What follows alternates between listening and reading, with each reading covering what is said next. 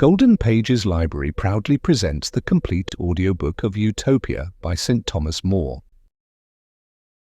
Introduction.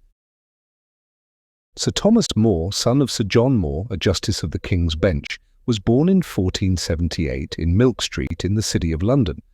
After his earlier education at St. Anthony's School in Threadneedle Street, he was placed as a boy in the household of Cardinal John Morton, Archbishop of Canterbury and Lord Chancellor.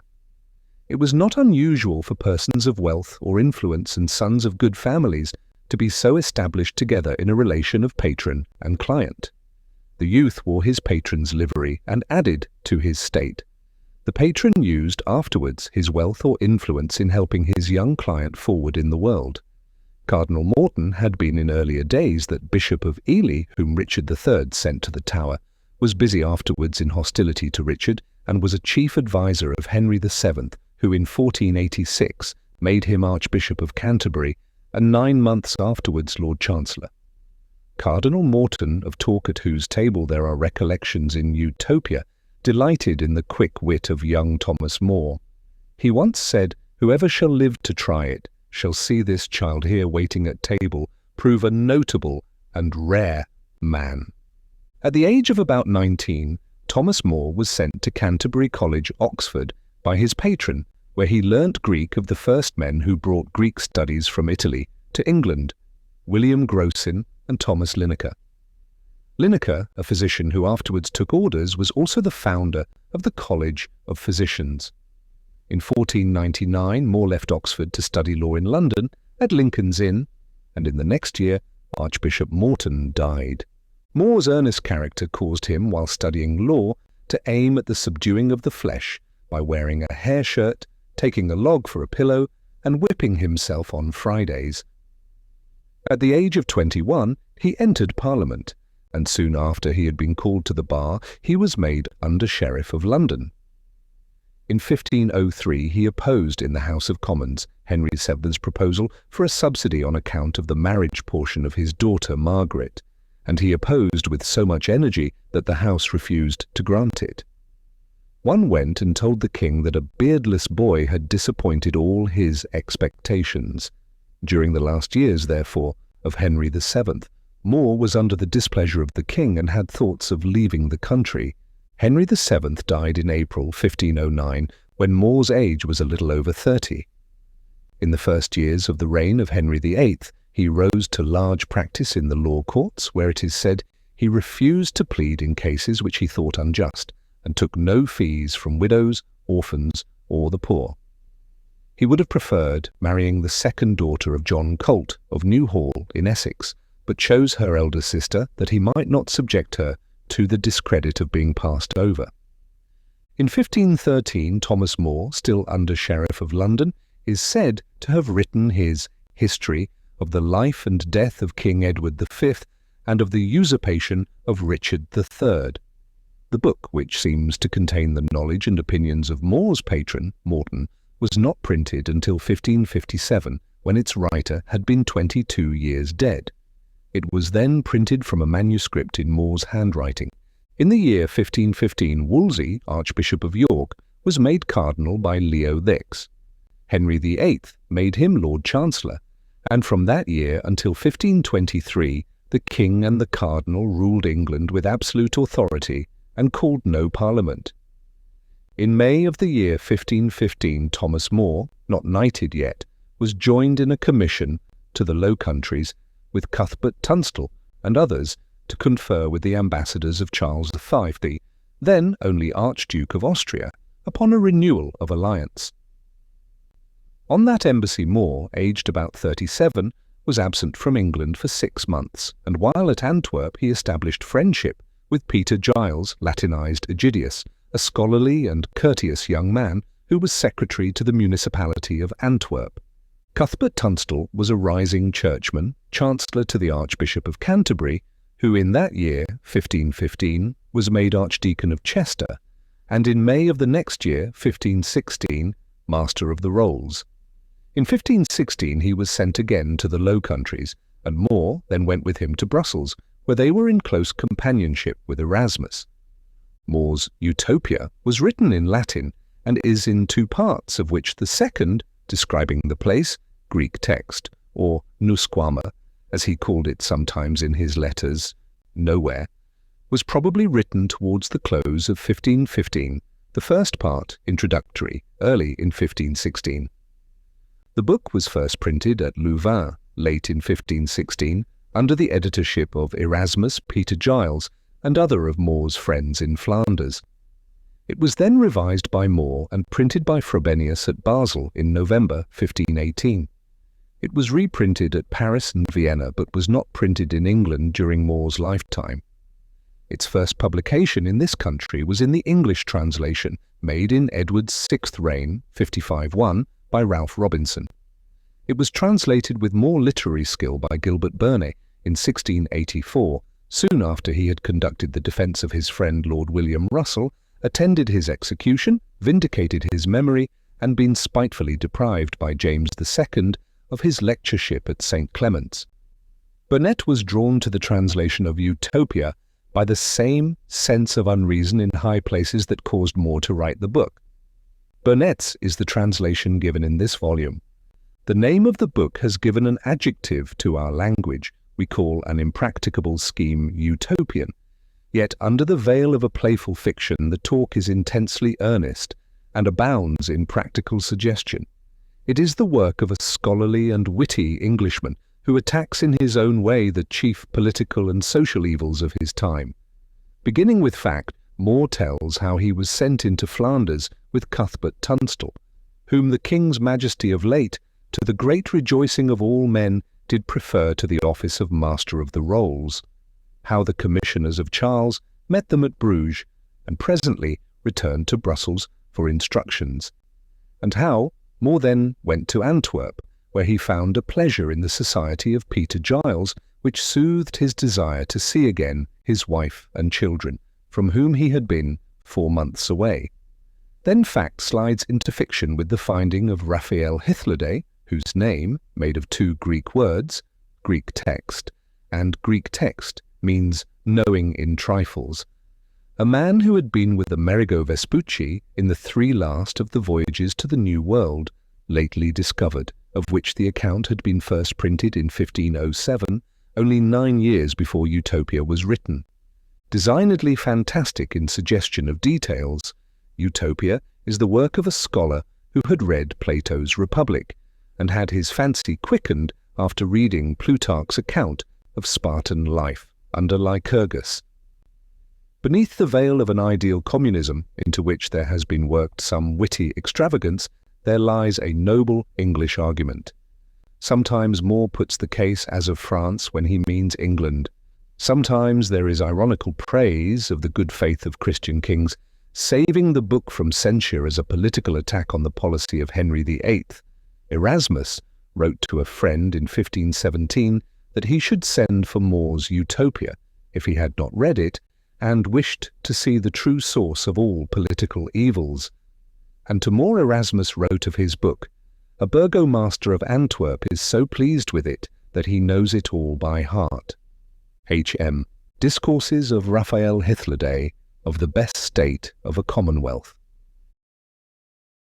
Henry VIII, the unconquered King of England, a prince adorned with all the virtues that become a great monarch, having some differences of no small consequence with Charles, the most serene Prince of Castile, sent me into Flanders as his ambassador for treating and composing matters between them.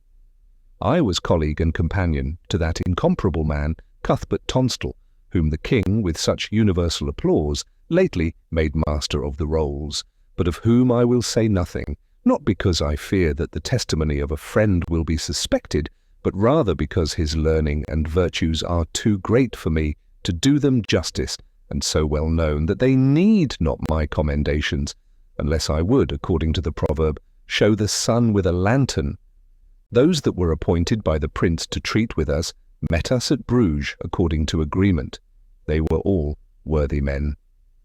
The Margrave of Bruges was their head, and the chief man among them, but he that was esteemed the wisest, and that spoke for the rest, was George Thames, the provost of Castlesea. Both art and nature had concurred to make him eloquent. He was very learned in the law, and as he had a great capacity, so by a long practice in affairs he was very dexterous at unravelling them. After we had several times met without coming to an agreement, they went to Brussels for some days to know the prince's pleasure, and since our business would admit it, I went to Antwerp.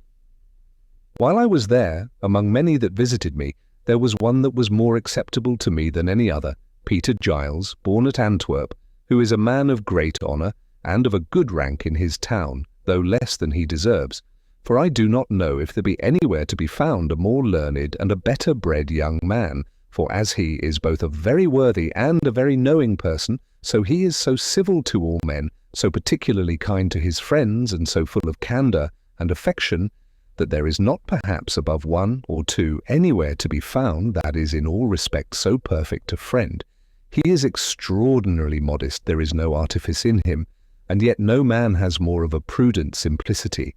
His conversation was so pleasant and so innocently cheerful that his company in a great measure lessened any longings to go back to my country and to my wife and children, which an absence of 4 months had quickened very much. One day, as I was returning home from Mass at St. Mary's, which is the chief church and the most frequented of any in Antwerp, I saw him, by accident, talking with a stranger who seemed past the flower of his age. His face was tanned, he had a long beard, and his cloak was hanging carelessly about him, so that by his looks and habit I concluded he was a seaman.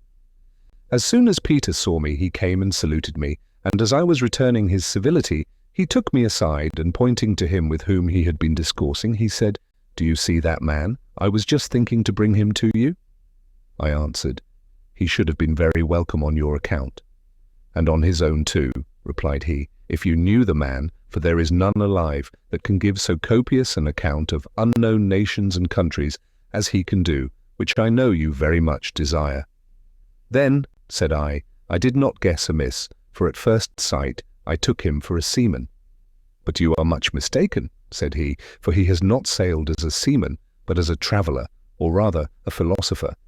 This Raphael, who from his family carries the name of Hythloday, is not ignorant of the Latin tongue, but is eminently learned in the Greek, having applied himself more particularly to that than to the former, because he had given himself much to philosophy, in which he knew that the Romans have left us nothing that is valuable, except what is to be found in Seneca and Cicero. He is a Portuguese by birth, and was so desirous of seeing the world that he divided his estate among his brothers, ran the same hazard as Americus Vespucius, and bore a share in 3 of his 4 voyages that are now published.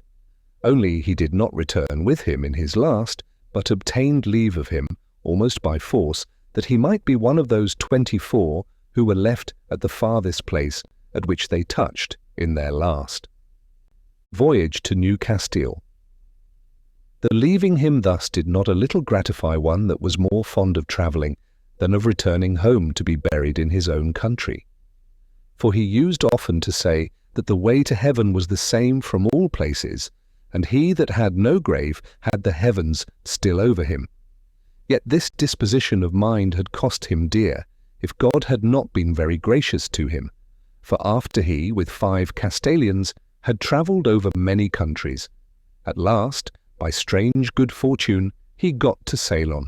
and from thence to Calicut, where he, very happily, found some Portuguese ships, and, beyond all men's expectations, returned to his native country. When Peter had said this to me, I thanked him for his kindness in intending to give me the acquaintance of a man whose conversation he knew would be so acceptable, and upon that Raphael and I embraced each other. After those civilities were past, which are usual with strangers upon their first meeting, we all went to my house, and entering into the garden, sat down on a green bank and entertained one another in discourse. He told us that when Vespucius had sailed away, he and his companions that stayed behind in New Castile by degrees insinuated themselves into the affections of the people of the country, meeting often with them and treating them gently.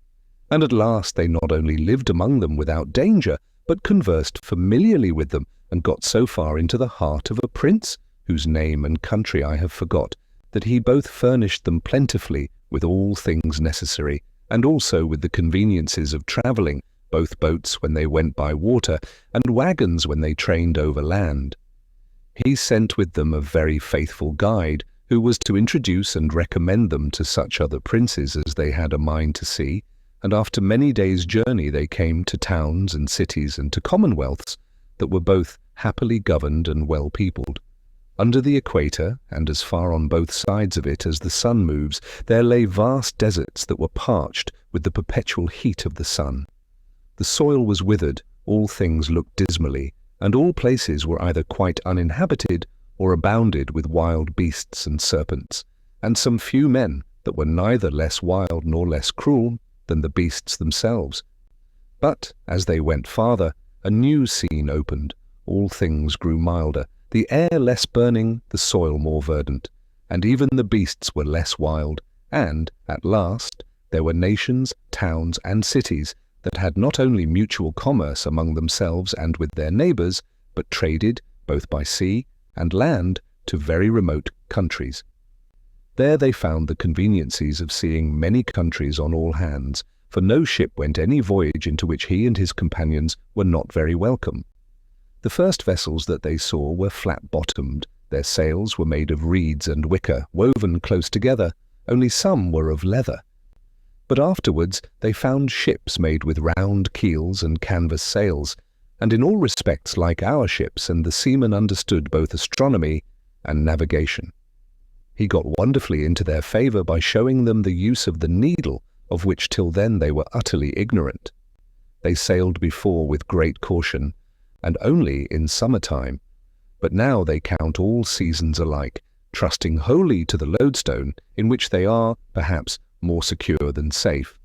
so that there is reason to fear that this discovery, which was thought would prove so much to their advantage, may, by their imprudence, become an occasion of much mischief to them.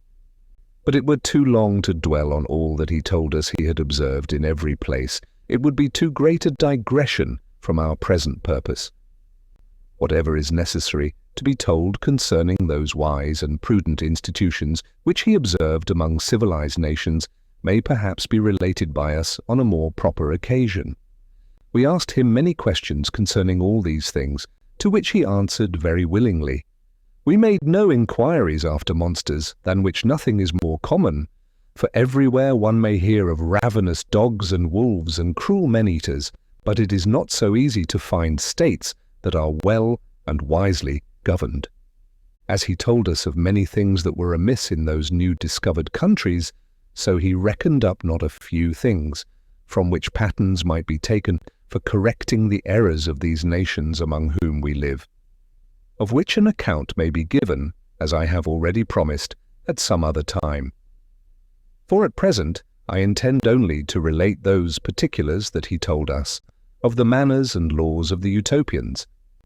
But I will begin with the occasion that led us to speak of that commonwealth. After Raphael had discoursed with great judgment on the many errors that were both among us and these nations, had treated of the wise institutions both here and there, and had spoken as distinctly of the customs and government of every nation through which he had passed, as if he had spent his whole life in it, Peter, being struck with admiration, said, "I wonder, Raphael, how it comes that you enter into no king's service, for I am sure there are none to whom you would not be very acceptable. For your learning and knowledge both of men and things is such that you would not only entertain them very pleasantly, but be of great use to them, by the examples you could set before them, and the advices you could give them. And by this means you would both serve your own interest and be of great use to all your friends."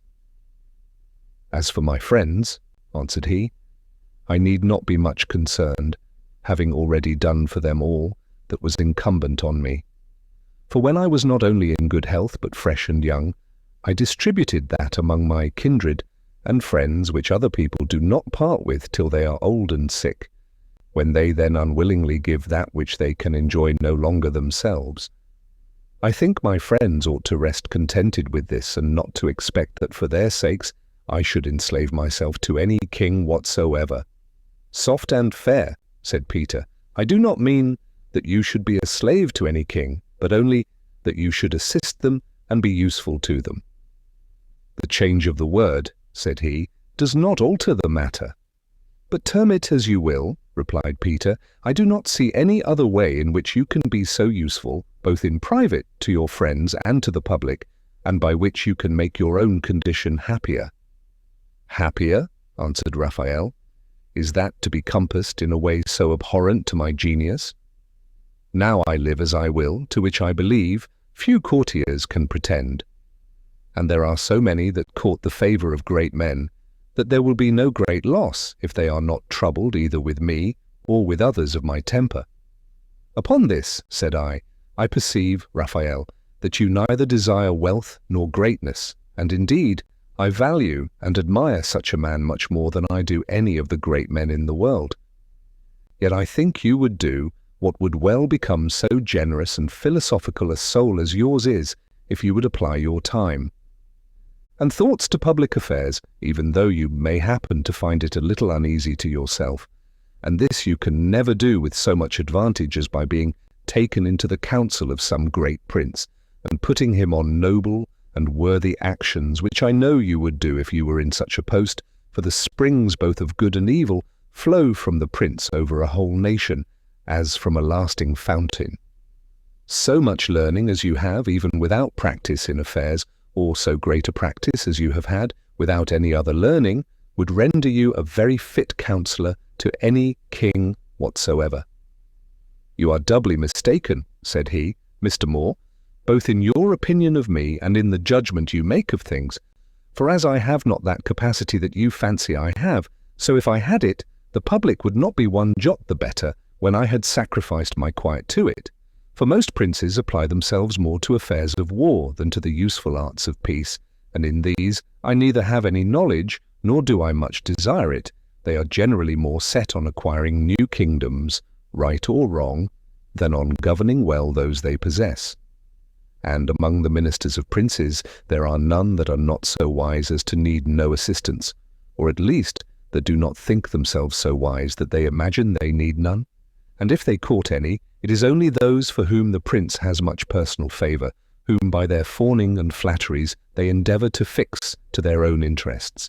And indeed, nature has so made us that we all love to be flattered and to please ourselves with our own notions. The old crow loves his young, and the ape her cubs. Now if in such a court, made up of persons who envy all others and only admire themselves, a person should but propose anything that he had either read in history or observed in his travels, the rest would think that the reputation of their wisdom would sink, and that their interests would be much depressed if they could not run it down. And if all other things failed, then they would fly to this, that such or such things pleased our ancestors, and it were well for us if we could but match them.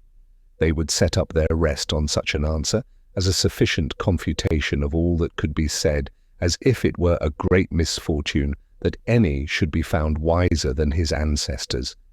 But though they willingly let go all the good things that were among those of former ages, yet, if better things are proposed, they cover themselves obstinately with this excuse of reverence to past times. I have met with these proud, morose, and absurd judgments of things in many places, particularly once in England. Were you ever there? Said I. Yes, I was, answered he, and stayed some months there, not long after the rebellion in the West was suppressed, with a great slaughter of the poor people that were engaged in it. I was then much obliged to that reverend prelate, John Morton, Archbishop of Canterbury, Cardinal, and Chancellor of England. A man, said he, Peter, for Mr. Moore knows well what he was, that was not less venerable for his wisdom and virtues than for the high character he bore. He was of a middle stature, not broken with age. His looks begot reverence rather than fear. His conversation was easy, but serious and grave.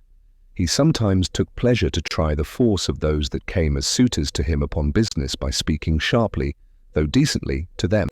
and by that he discovered their spirit and presence of mind, with which he was much delighted when it did not grow up to impudence, as bearing a great resemblance to his own temper, and he looked on such persons as the fittest men for affairs. He spoke both gracefully and weightily. He was eminently skilled in the law, had a vast understanding and a prodigious memory, and those excellent talents with which nature had furnished him were improved by study and experience. When I was in England, the king depended much on his counsels, and the government seemed to be chiefly supported by him, for from his youth he had been all along practised in affairs, and, having passed through many traverses of fortune, he had, with great cost, acquired a vast stock of wisdom, which is not soon lost when it is purchased so dear. One day, when I was dining with him, there happened to be at table one of the English lawyers, who took occasion to run out in a high commendation of the severe execution of justice upon thieves, who, as he said, were then hanged so fast that there were sometimes 20 on one gibbet. And upon that he said he could not wonder enough how it came to pass that since so few escaped, there were yet so many thieves left who were still robbing in all places.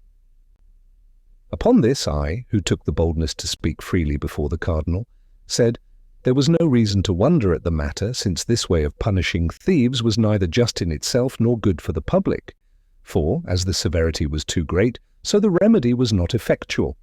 simple theft not being so great a crime that it ought to cost a man his life. No punishment, how severe soever, being able to restrain those from robbing who can find out no other way of livelihood. In this, said I, not only you in England, but a great part of the world, imitate some ill masters that are readier to chastise their scholars than to teach them. There are dreadful punishments enacted against thieves, but it were much better to make such good provisions by which every man might be put in a method how to live, and so be preserved from the fatal necessity of stealing and of dying for it. There has been care enough taken for that, said he. There are many handicrafts, and there is husbandry, by which they may make a shift to live, unless they have a greater mind to follow ill courses.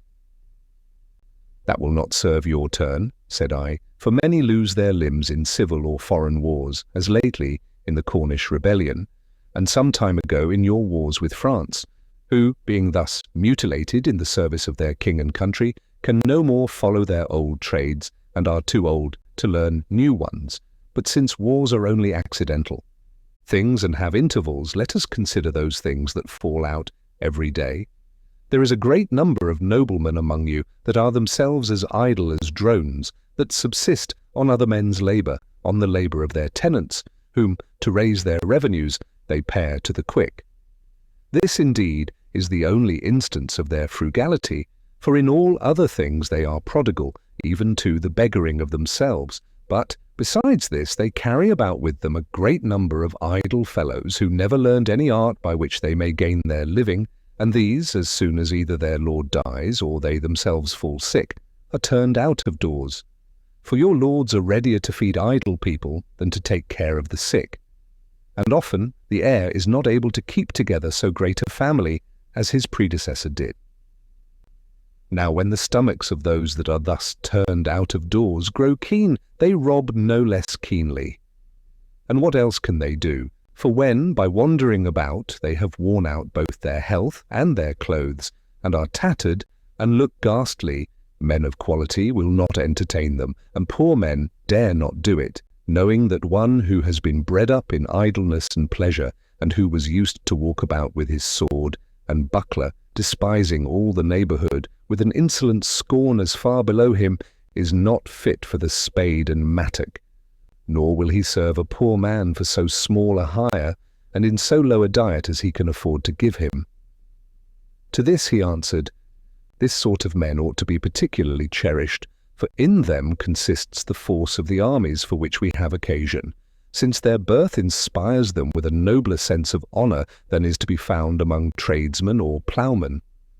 You may as well say, replied I, that you must cherish thieves on the account of wars, for you will never want the one as long as you have the other, and as robbers prove sometimes gallant soldiers, so soldiers often prove brave robbers. So near an alliance there is between those two sorts of life.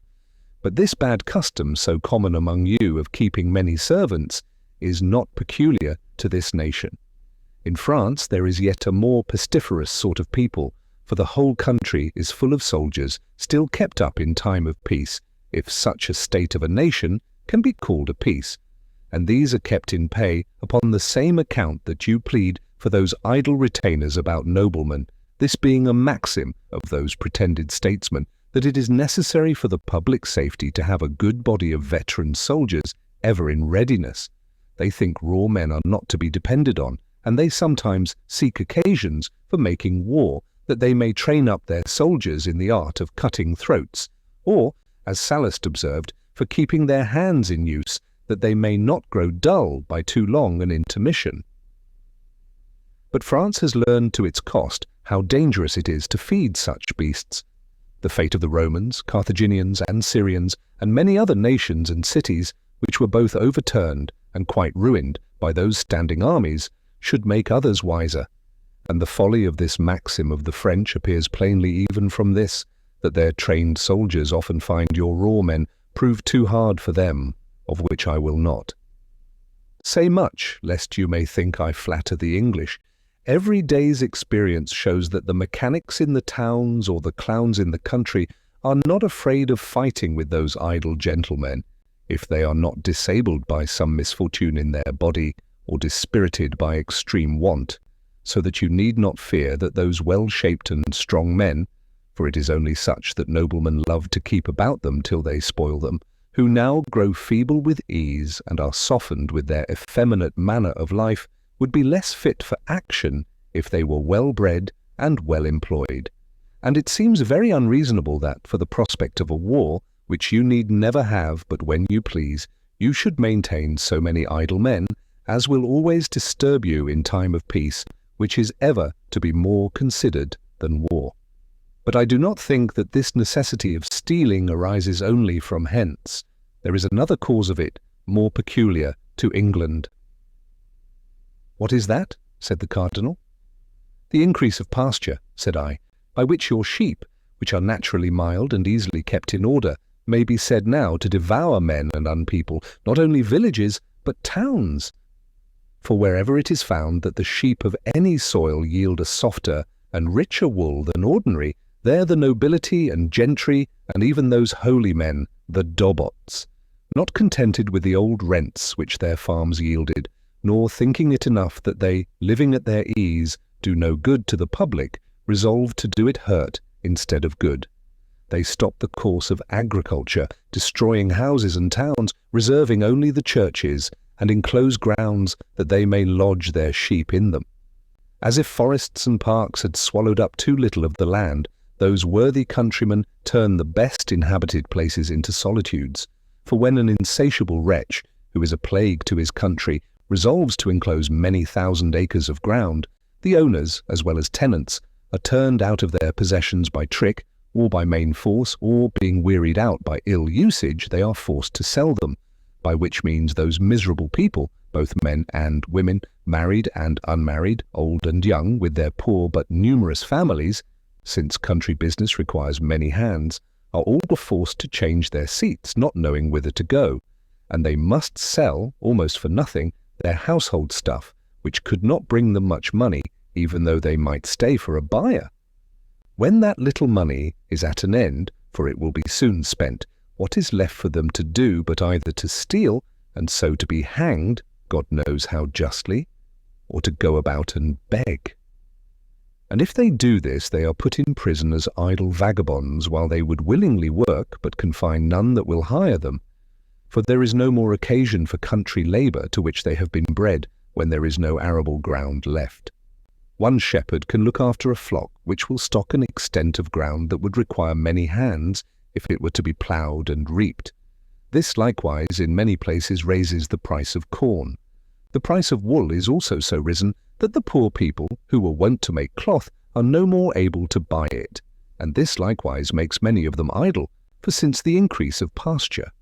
God has punished the avarice of the owners by a rot among the sheep, which has destroyed vast numbers of them. To us it might have seemed more just had it fell on the owners themselves.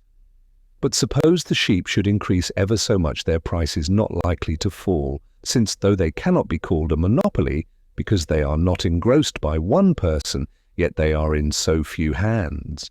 And these are so rich, that as they are not pressed to sell them sooner than they have a mind to it, so they never do it till they have raised the price as high as possible. And on the same account it is that the other kinds of cattle are so dear, because many villages being pulled down and all country labour being much neglected, there are none who make it their business to breed them.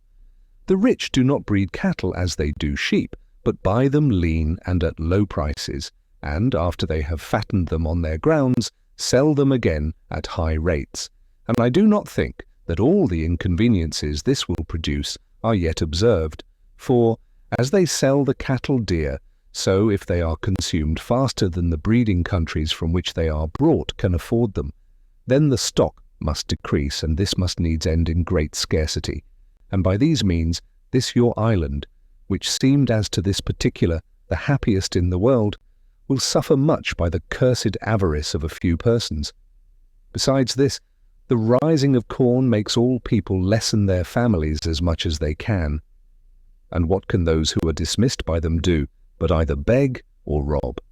And to this last a man of a great mind is much sooner drawn than to the former. Luxury likewise breaks in apace upon you to set forward your poverty and misery.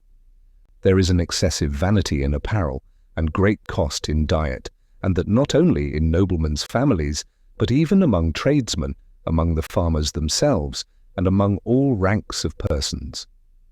You have also many infamous houses, and besides those that are known, the taverns and alehouses are no better. Add to these dice, cards, tables, football, tennis, and quoits, in which money runs fast away, and those that are initiated into them must, in the conclusion, betake themselves to robbing for a supply. Banish these plagues, and give orders that those who have dispeopled so much soil may either rebuild the villages they have pulled down, or let out their grounds to such as will do it. Restrain those engrossings of the rich, that are as bad almost as monopolies. Leave fewer occasions to idleness. Let agriculture be set up again, and the manufacture of the wool be regulated, that so there may be work found for those companies of idle people, whom want forces to be thieves, or who now, being idle vagabonds or useless servants, will certainly grow thieves at last. If you do not find a remedy to these evils, it is a vain thing to boast of your severity in punishing theft, which, though it may have the appearance of justice, yet in itself is neither just nor convenient. For if you suffer your people to be ill-educated, and their manners to be corrupted from their infancy, and then punish them for those crimes to which their first education disposed them, what else is to be concluded from this but that you first make thieves and then punish them? While I was talking thus, the counsellor, who was present, had prepared an answer, and had resolved to resume all I had said, according to the formality of a debate, in which things are generally repeated more faithfully than they are answered, as if the chief trial to be made were of men's memories. "You have talked prettily for a stranger," said he, "having heard of many things among us which you have not been able to consider well, but I will make the whole matter plain to you, and will first repeat in order all that you have said. Then I will show how much your ignorance of our affairs has misled you, and will, in the last place, answer all your arguments. And, that I may begin where I promised, there were 4 things." "Hold your peace," said the cardinal. "This will take up too much time. Therefore we will, at present, ease you of the trouble of answering, and reserve it to our next meeting, which shall be tomorrow, if Raphael's affairs and yours can admit of it. But, Raphael, said he to me,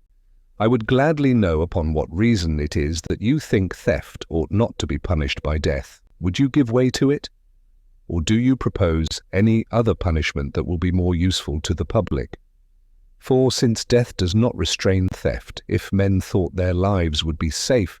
what fear or force could restrain ill men?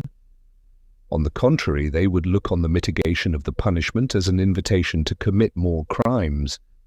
I answered, "It seems to me a very unjust thing to take away a man's life for a little money, for nothing in the world can be of equal value with a man's life. And if it be said that it is not for the money that one suffers, but for his breaking the law, I must say, extreme justice is an extreme injury, for we ought not to approve of those terrible laws that make the smallest offences capital, nor of that opinion of the Stoics that makes all crimes equal, as if there were no difference to be made between the killing a man and the taking his purse, between which, if we examine things impartially, there is no likeness nor proportion. God has commanded us not to kill, and shall we kill so easily for a little money? But if one shall say that by that law we are only forbid to kill any, except when the laws of the land allow of it, upon the same grounds laws may be made in some cases to allow of adultery and perjury. For God, having taken from us the right of disposing either of our own or of other people's lives, if it is pretended that the mutual consent of men in making laws can authorize manslaughter in cases in which God has given us no example, that it frees people from the obligation of the divine law, and so makes murder a lawful action. What is this but to give a preference to human laws before the divine? And if this is once admitted, by the same rule men may, in all other things, put what restrictions they please upon the laws of God. If, by the Mosaical law, though it was rough and severe, as being a yoke laid on an obstinate and servile nation, men were only fined and not put to death for theft, we cannot imagine that in this new law of mercy, in which God treats us with the tenderness of a father, he has given us a greater license to cruelty than he did to the Jews. Upon these reasons it is that I think putting thieves to death is not lawful, and it is plain and obvious that it is absurd and of ill consequence to the commonwealth that a thief and a murderer should be equally punished. For if a robber sees that his danger is the same if he is convicted of theft as if he were guilty of murder, this will naturally incite him to kill the person whom otherwise he would only have robbed. Since, if the punishment is the same, there is more security and less danger of discovery when he that can best make it is put out of the way, so that terrifying thieves too much provokes them to cruelty. But as to the question, well, what more convenient way of punishment can be found? I think it much easier to find out that than to invent anything that is worse. Why should we doubt but the way that was so long in use among the old Romans, who understood so well the arts of government, was very proper for their punishment? They condemned such as they found guilty of great crimes to work their whole lives in quarries, or to dig in mines with chains about them. But the method that I liked best was that which I observed in my travels in Persia, among the Polylerites, who are a considerable and well-governed people. They pay a yearly tribute to the king of Persia, but in all other respects they are a free nation, and governed by their own laws. They lie far from the sea and are environed with hills, and being contented with the productions of their own country, which is very fruitful, they have little commerce with any other nation, and as they, according to the genius of their country, have no inclination to enlarge their borders, so their mountains and the pension they pay to the Persian secure them from all invasions. Thus they have no wars among them. They live rather conveniently than with splendor, and may be rather called a happy nation than either eminent or famous. For I do not think that they are known, so much as by name, to any but their next neighbors. Those that are found guilty of theft among them are bound to make restitution to the owner, and not, as it is in other places, to the prince. For they reckon that the prince has no more right to the stolen goods than the thief. But if that which was stolen is no more in being, then the goods of the thieves are estimated, and restitution being made out of them, the remainder is given to their wives and children, and they themselves are condemned to serve in the public works, but are neither imprisoned nor chained, unless there happens to be some extraordinary circumstance in their crimes. They go about loose and free, working for the public. If they are idle or backward to work, they are whipped, but if they work hard, they are well used and treated without any mark of reproach. Only the lists of them are called always at night, and then they are shut up. They suffer no other uneasiness but this of constant labour, for as they work for the public, so they are well entertained out of the public stock, which is done differently in different places. In some places, whatever is bestowed on them is raised by a charitable contribution, and, though this way may seem uncertain, yet so merciful are the inclinations of that people that they are plentifully supplied by it. But in other places public revenues are set aside for them, or there is a constant tax or poll money raised for their maintenance. In some places they are set to no public work, but every private man that has occasion to hire workmen goes to the marketplaces and hires them of the public, a little lower than he would do a freeman. If they go lazily about their task, he may quicken them with the whip. By this means there is always some piece of work or other to be done by them, and besides their livelihood they earn somewhat still to the public. They all wear a peculiar habit of one certain colour, and their hair is cropped a little above their ears, and a piece of one of their ears is cut off. Their friends are allowed to give them either meat, drink, or clothes, so they are of their proper colour. But it is death both to the giver and taker if they give them money. Nor is it less penal for any freeman to take money from them upon any account whatsoever. And it is also death for any of these slaves, so they are called, to handle arms. Those of every division of the country are distinguished by a peculiar mark, which it is capital for them to lay aside, to go out of their bounds, or to talk with a slave of another jurisdiction, and the very attempt of an escape is no less penal than an escape itself. It is death for any other slave to be accessory to it, and if a freeman engages in it, he is condemned to slavery. Those that discover it are rewarded, if freemen, in money, and if slaves, with liberty, together with a pardon for being accessory to it, that so they might find their account rather in repenting of their engaging in such a design than in persisting in it. These are their laws and rules in relation to robbery, and it is obvious that they are as advantageous as they are mild and gentle, since vice is not only destroyed and men preserved, but they are treated in such a manner as to make them see the necessity of being honest, and of employing the rest of their lives in repairing the injuries they had formerly done to society, nor is there any hazard of their falling back to their old customs. And so little do travellers apprehend mischief from them that they generally make use of them for guides from one jurisdiction to another. For there is nothing left them by which they can rob or be the better for it, since, as they are disarmed, so the very having of money is a sufficient conviction. And as they are certainly punished if discovered, so they cannot hope to escape. For their habit being in all the parts of it different from what is commonly worn, they cannot fly away, unless they would go naked, and even then their cropped ear would betray them. The only danger to be feared from them is their conspiring against the government, but those of one division and neighbourhood can do nothing to any purpose unless a general conspiracy were laid amongst all the slaves of the several jurisdictions, which cannot be done, since they cannot meet or talk together. Nor will any venture on a design where the concealment would be so dangerous and the discovery so profitable. None are quite hopeless of recovering their freedom, since by their obedience and patience, and by giving good grounds to believe that they will change their manner of life for the future, they may expect at last to obtain their liberty, and some are every year restored to it upon the good character that is given of them.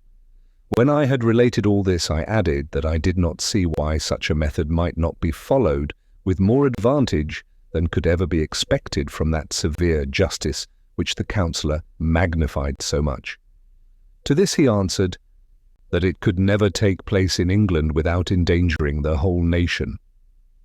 As he said this, he shook his head, made some grimaces, and held his peace, while all the company seemed of his opinion, except the cardinal, who said that it was not easy to form a judgment of its success, since it was a method that never yet had been tried. But if, said he, when sentence of death were passed upon a thief, the prince would reprieve him for a while, and make the experiment upon him, denying him the privilege of a sanctuary, and then, if it had a good effect upon him, it might take place, and if it did not succeed, the worst would be to execute the sentence on the condemned persons at last.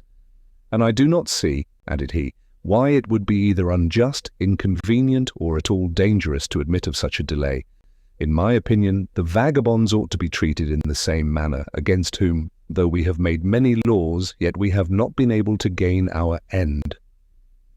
When the cardinal had done, they all commended the motion, though they had despised it when it came from me, but more particularly commended what related to the vagabonds, because it was his own observation. I do not know whether it be worth while to tell what followed, for it was very ridiculous, but I shall venture at it, for as it is not foreign to this matter, so some good use may be made of it. There was a jester standing by that counterfeited the fool so naturally that he seemed to be really one. The jests which he offered were so cold and dull that we laughed more at him than at them, yet sometimes he said, as it were by chance, things that were not unpleasant, so as to justify the old proverb that he who throws the dice often will sometimes have a lucky hit.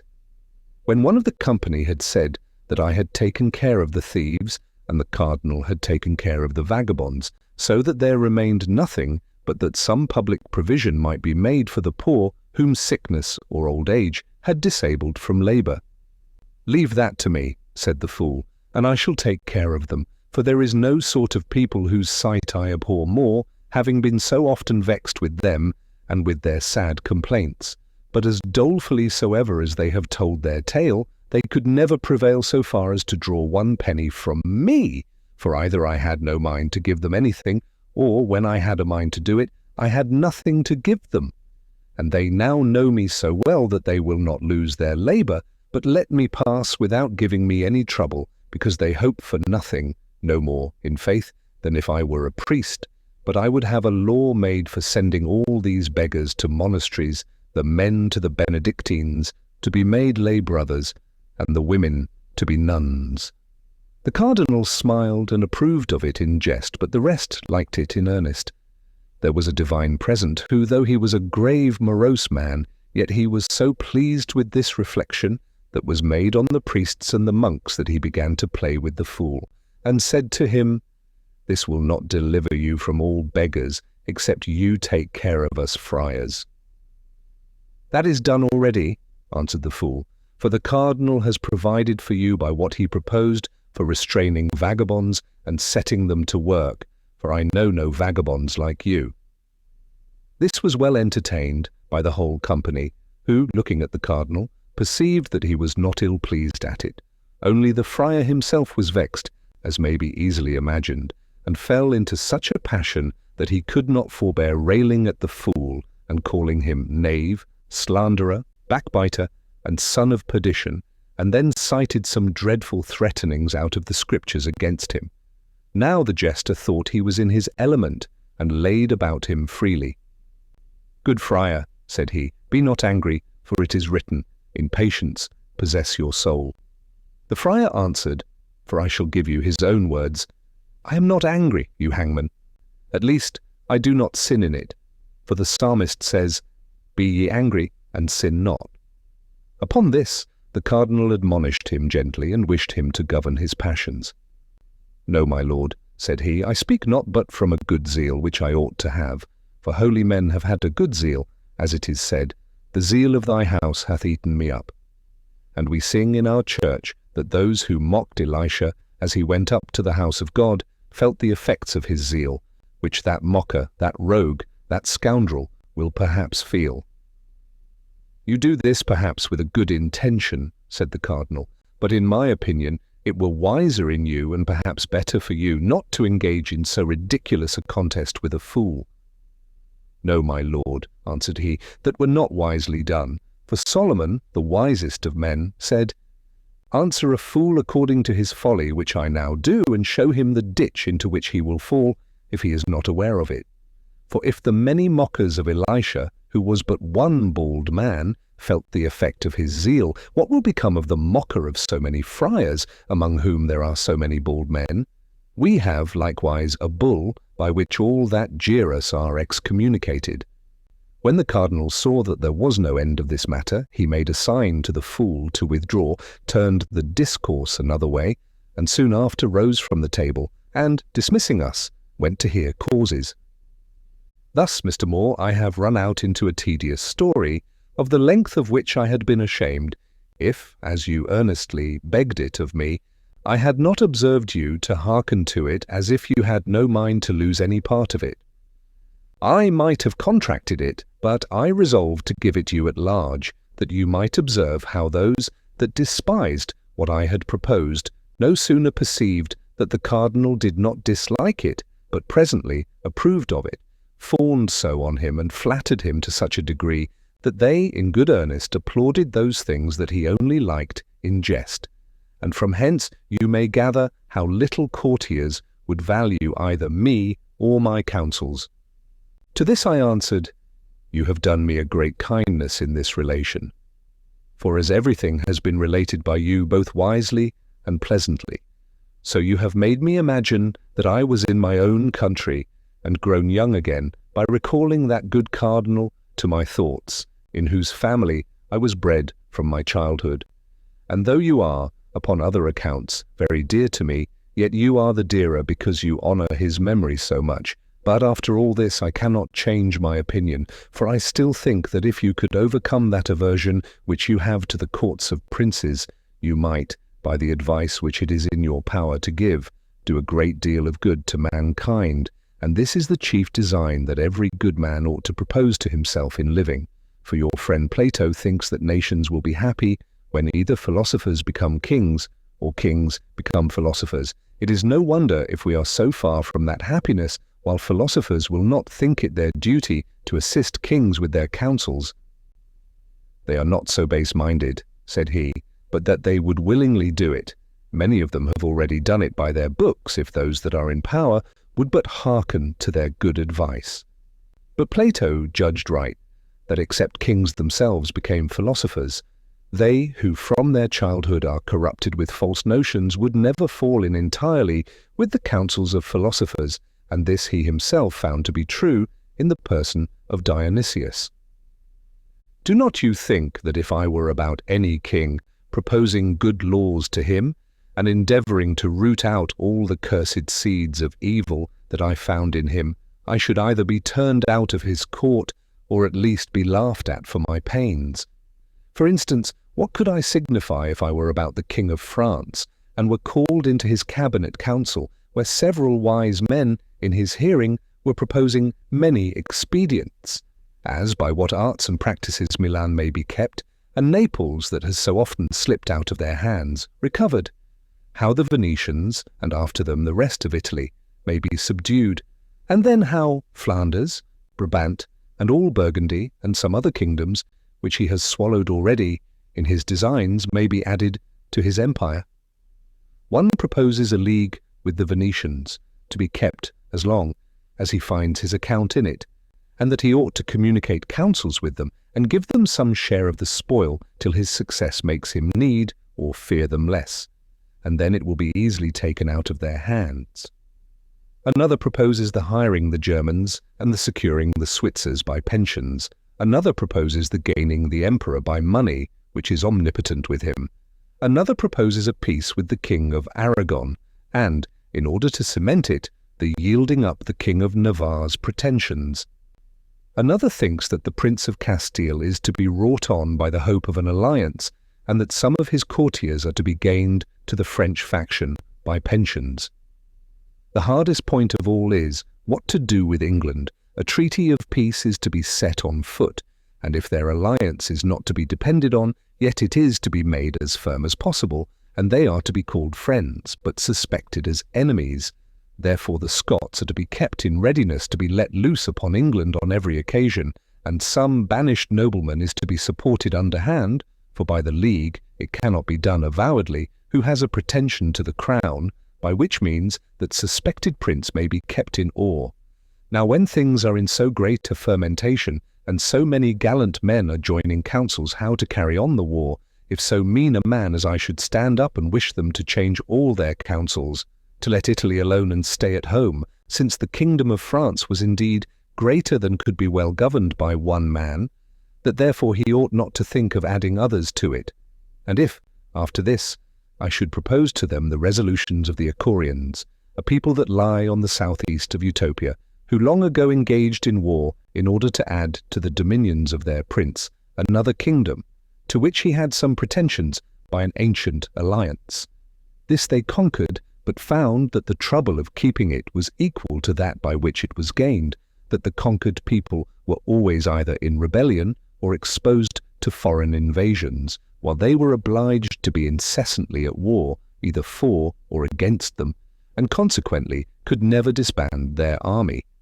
That in the meantime they were oppressed with taxes, their money went out of the kingdom, their blood was spilt for the glory of their king, without procuring the least advantage to the people, who received not the smallest benefit from it even in time of peace.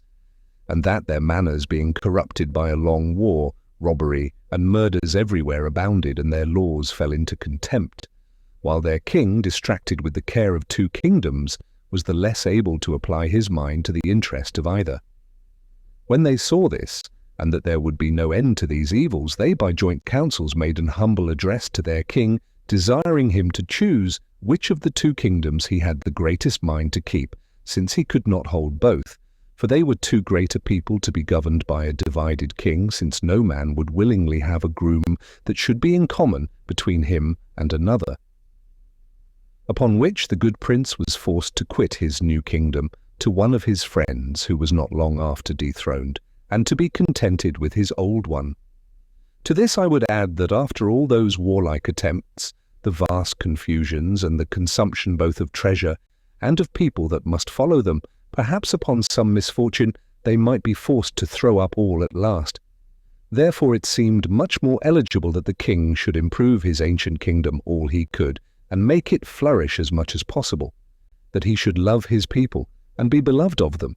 that he should live among them, govern them gently, and let other kingdoms alone, since that which had fallen to his share was big enough, if not too big, for him.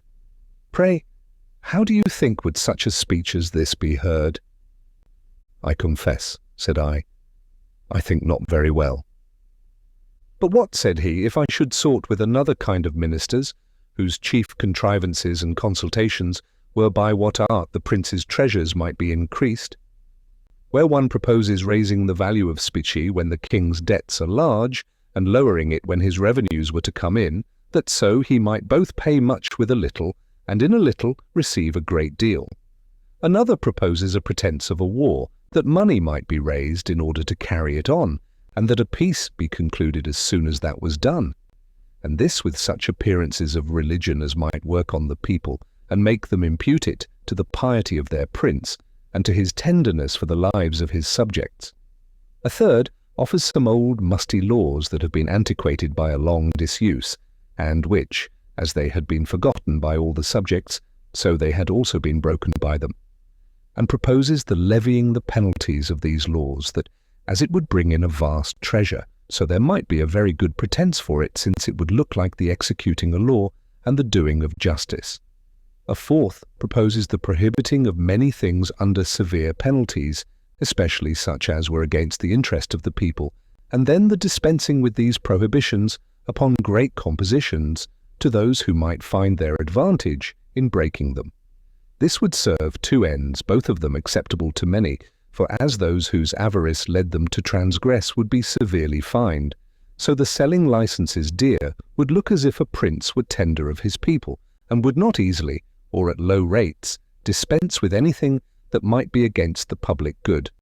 Another proposes that the judges must be made sure that they may declare always in favour of the prerogative, that they must be often sent for to court, that the king may hear them argue those points in which he is concerned, since, how unjust soever any of his pretensions may be, yet still some one or other of them, either out of contradiction to others, or the pride of singularity, or to make their court, would find out some pretence or other to give the king a fair colour to carry the point. For if the judges but differ in opinion, the clearest thing in the world is made by that means disputable, and truth being once brought in question, the king may then take advantage to expound the law for his own profit, while the judges that stand out will be brought over, either through fear or modesty, and they being thus gained, all of them may be sent to the bench to give sentence boldly as the king would have it. For fair pretences will never be wanting when sentence is to be given in the prince's favour. It will either be said that equity lies of his side, or some words in the law will be found sounding that way, or some forced sense will be put on them, and when all other things fail, the king's undoubted prerogative will be pretended as that which is above all law, and to which a religious judge ought to have a special regard. Thus all consent to that maxim of Crassus, that a prince cannot have treasure enough, since he must maintain his armies out of it, that a king, even though he would, can do nothing unjustly, that all property is in him, not excepting the very persons of his subjects, and that no man has any other property but that which the king, out of his goodness, thinks fit to leave him. And they think it is the prince's interest that there be as little of this left as may be, as if it were his advantage that his people should have neither riches nor liberty, since these things make them less easy and willing to submit to a cruel and unjust government, whereas necessity and poverty blunts them, makes them patient, beats them down, and breaks that height of spirit that might otherwise dispose them to rebel. Now what if, after all these propositions were made, I should rise up and assert that such counsels were both unbecoming a king and mischievous to him, and that not only his honour but his safety consisted more in his people's wealth than in his own? If I should show that they choose a king for their own sake and not for his, that by his care and endeavours they may be both easy and safe, and that therefore a prince ought to take more care of his people's happiness than of his own, as a shepherd is to take more care of his flock than of himself, it is also certain that they are much mistaken that think the poverty of a nation is a mean of the public safety. Who quarrel more than beggars? Who does more earnestly long for a change than he that is uneasy in his present circumstances? And who run to create confusions with so desperate a boldness as those who, having nothing to lose, hope to gain by them? If a king should fall under such contempt or envy that he could not keep his subjects in their duty but by oppression and ill usage, and by rendering them poor and miserable, it was certainly better for him to quit his kingdom than to retain it by such methods as make him, while he keeps the name of authority, lose the majesty due to it. Nor is it so becoming the dignity of a king to reign over beggars as over rich and happy subjects. And therefore Fabricius, a man of a noble and exalted temper, said, he would rather govern rich men than be rich himself, since for one man to abound in wealth and pleasure, when all about him are mourning and groaning, is to be a jailer and not a king.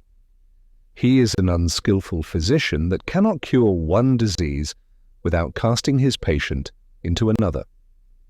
So he that can find no other way for correcting the errors of his people, but by taking from them the conveniences of life, shows that he knows not what it is to govern a free nation. He himself ought rather to shake off his sloth, or to lay down his pride, for the contempt or hatred that his people have for him takes its rise from the vices in himself. Let him live upon what belongs to him without wronging others, and accommodate his expense to his revenue. Let him punish crimes, and by his wise conduct let him endeavour to prevent them, rather than be severe when he has suffered them to be too common. Let him not rashly revive laws that are abrogated by disuse, especially if they have been long forgotten and never wanted. And let him never take any penalty for the breach of them to which a judge would not give way in a private man, but would look on him as a crafty and unjust person for pretending to it. To these things I would add that law among the Macarians, a people that live not far from Utopia, by which their king, on the day on which he began to reign, is tied by an oath, confirmed by solemn sacrifices, never to have at once above 1,000 pounds of gold in his treasures, or so much silver as is equal to that in value. This law, they tell us, was made by an excellent king who had more regard to the riches of his country than to his own wealth, and therefore provided against the heaping up of so much treasure as might impoverish the people. He thought that moderate sum might be sufficient for any accident, if either the king had occasion for it against the rebels, or the kingdom against the invasion of an enemy, but that it was not enough to encourage a prince to invade other men's rights, a circumstance that was the chief cause of his making that law. He also thought that it was a good provision for that free circulation of money so necessary for the course of commerce and exchange, and when a king must distribute all those extraordinary accessions that increase treasure beyond the due pitch, it makes him less disposed to oppress his subjects. Such a king as this will be the terror of ill men, and will be beloved by all the good. If, I say, I should talk of these, or such like things to men that had taken their bias another way, how deaf would they be to all I could say? No doubt very deaf, answered I, And no wonder, for one is never to offer propositions or advice that we are certain will not be entertained. Discourses so much out of the road could not avail anything, nor have any effect on men whose minds were prepossessed with different sentiments. This philosophical way of speculation is not unpleasant among friends in a free conversation, but there is no room for it in the courts of princes, where great affairs are carried on by authority. That is what I was saying, replied he, that there is no room for philosophy in the courts of princes. Yes, there is, said I, but not for this speculative philosophy that makes everything to be alike fitting at all times. But there is another philosophy that is more pliable, that knows its proper scene, accommodates itself to it, and teaches a man with propriety and decency to act that part which has fallen to his share. If, when one of Plautus's comedies is upon the stage, and a company of servants are acting their parts, you should come out in the garb of a philosopher, and repeat, out of Octavia, a discourse of Seneca's to Nero, would it not be better for you to say nothing than by mixing things of such different natures to make an impertinent tragi-comedy? For you spoil and corrupt the play that is in hand when you mix with it things of an opposite nature, even though they are much better. Therefore go through with the play that is acting the best you can, and do not confound it because another that is pleasanter comes into your thoughts. It is even so in a commonwealth and in the councils of princes, if ill opinions cannot be quite rooted out, and you cannot cure some received vice according to your wishes, you must not therefore abandon the commonwealth for the same reasons as you should not forsake the ship in a storm because you cannot command the winds. You are not obliged to assault people with discourses that are out of their road, when you see that their received notions must prevent your making an impression upon them. You ought rather to cast about and to manage things with all the dexterity in your power, so that if you are not able to make them go well, they may be as little ill as possible. For, except all men were good, everything cannot be right, and that is a blessing that I do not at present hope to see. According to your argument, answered he, all that I could be able to do would be to preserve myself from being mad, while I endeavoured to cure the madness of others. For if I speak with, I must repeat what I have said to you, and as for lying, whether a philosopher can do it or not, I cannot tell. I am sure I cannot do it. But though these discourses may be uneasy and ungrateful to them, I do not see why they should seem foolish or extravagant. Indeed, if I should either propose such things as Plato has contrived in his Commonwealth, or as the Utopians practice in theirs, though they might seem better, as certainly they are, yet they are so different from our establishment, which is founded on property, there being no such thing among them,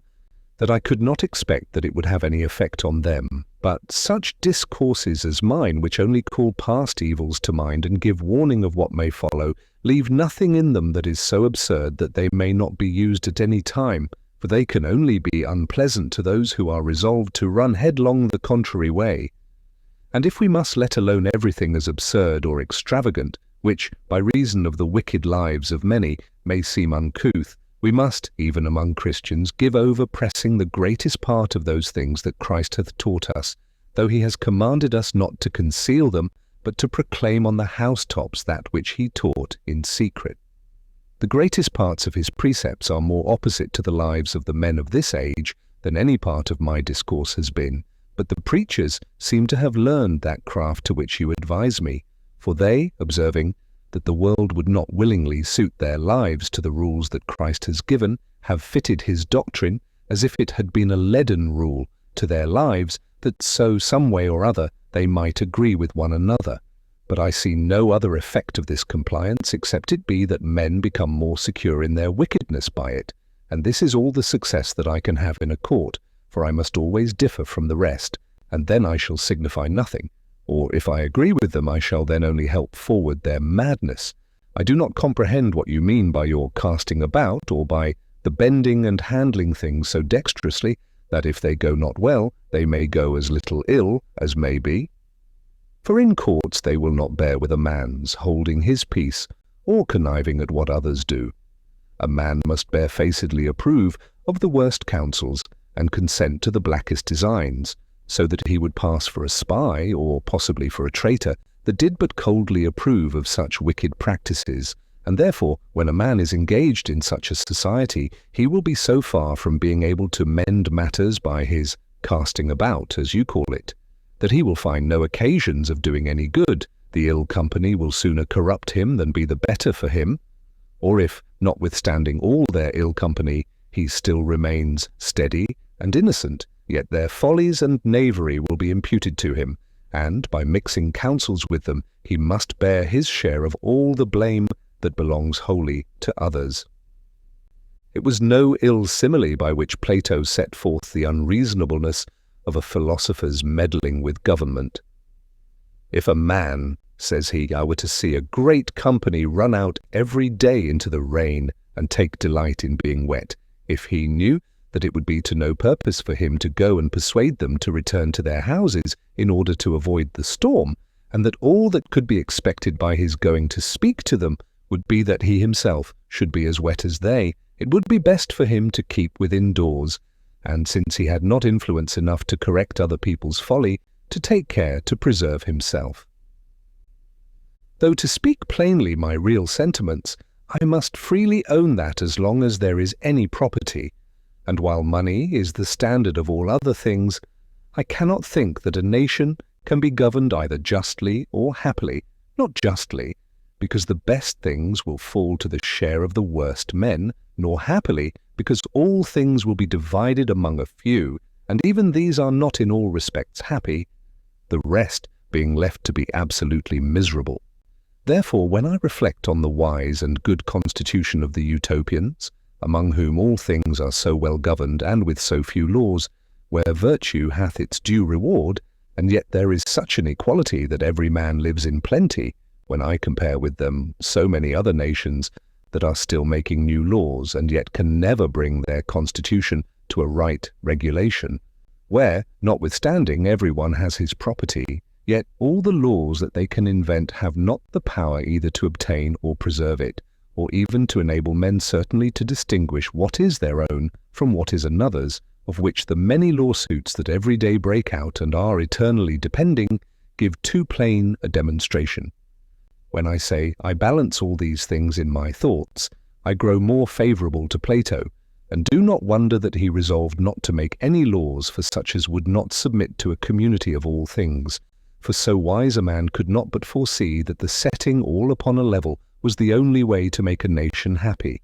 which cannot be obtained so long as there is property, for when every man draws to himself all that he can compass, by one title or another, it must needs follow that, how plentiful soever a nation may be, yet a few, dividing the wealth of it among themselves, the rest must fall into indigence, so that there will be two sorts of people among them, who deserve that their fortunes should be interchanged, the former useless, but wicked and ravenous, and the latter, who by their constant industry serve the public more than themselves, sincere and modest men, from whence I am persuaded that till property is taken away, there can be no equitable or just distribution of things, nor can the world be happily governed.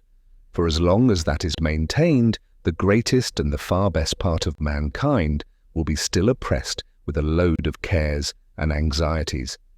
I confess, without taking it quite away, those pressures that lie on a great part of mankind may be made lighter, but they can never be quite removed. For if laws were made to determine at how great an extent in soil, and at how much money, every man must stop, to limit the prince, that he might not grow too great, and to restrain the people, that they might not become too insolent, and that none might factiously aspire to public employments, which ought neither to be sold nor made burdensome by a great expense, since otherwise those that serve in them would be tempted to reimburse themselves by cheats and violence, and it would become necessary to find out rich men for undergoing those employments, which ought rather to be trusted to the wise.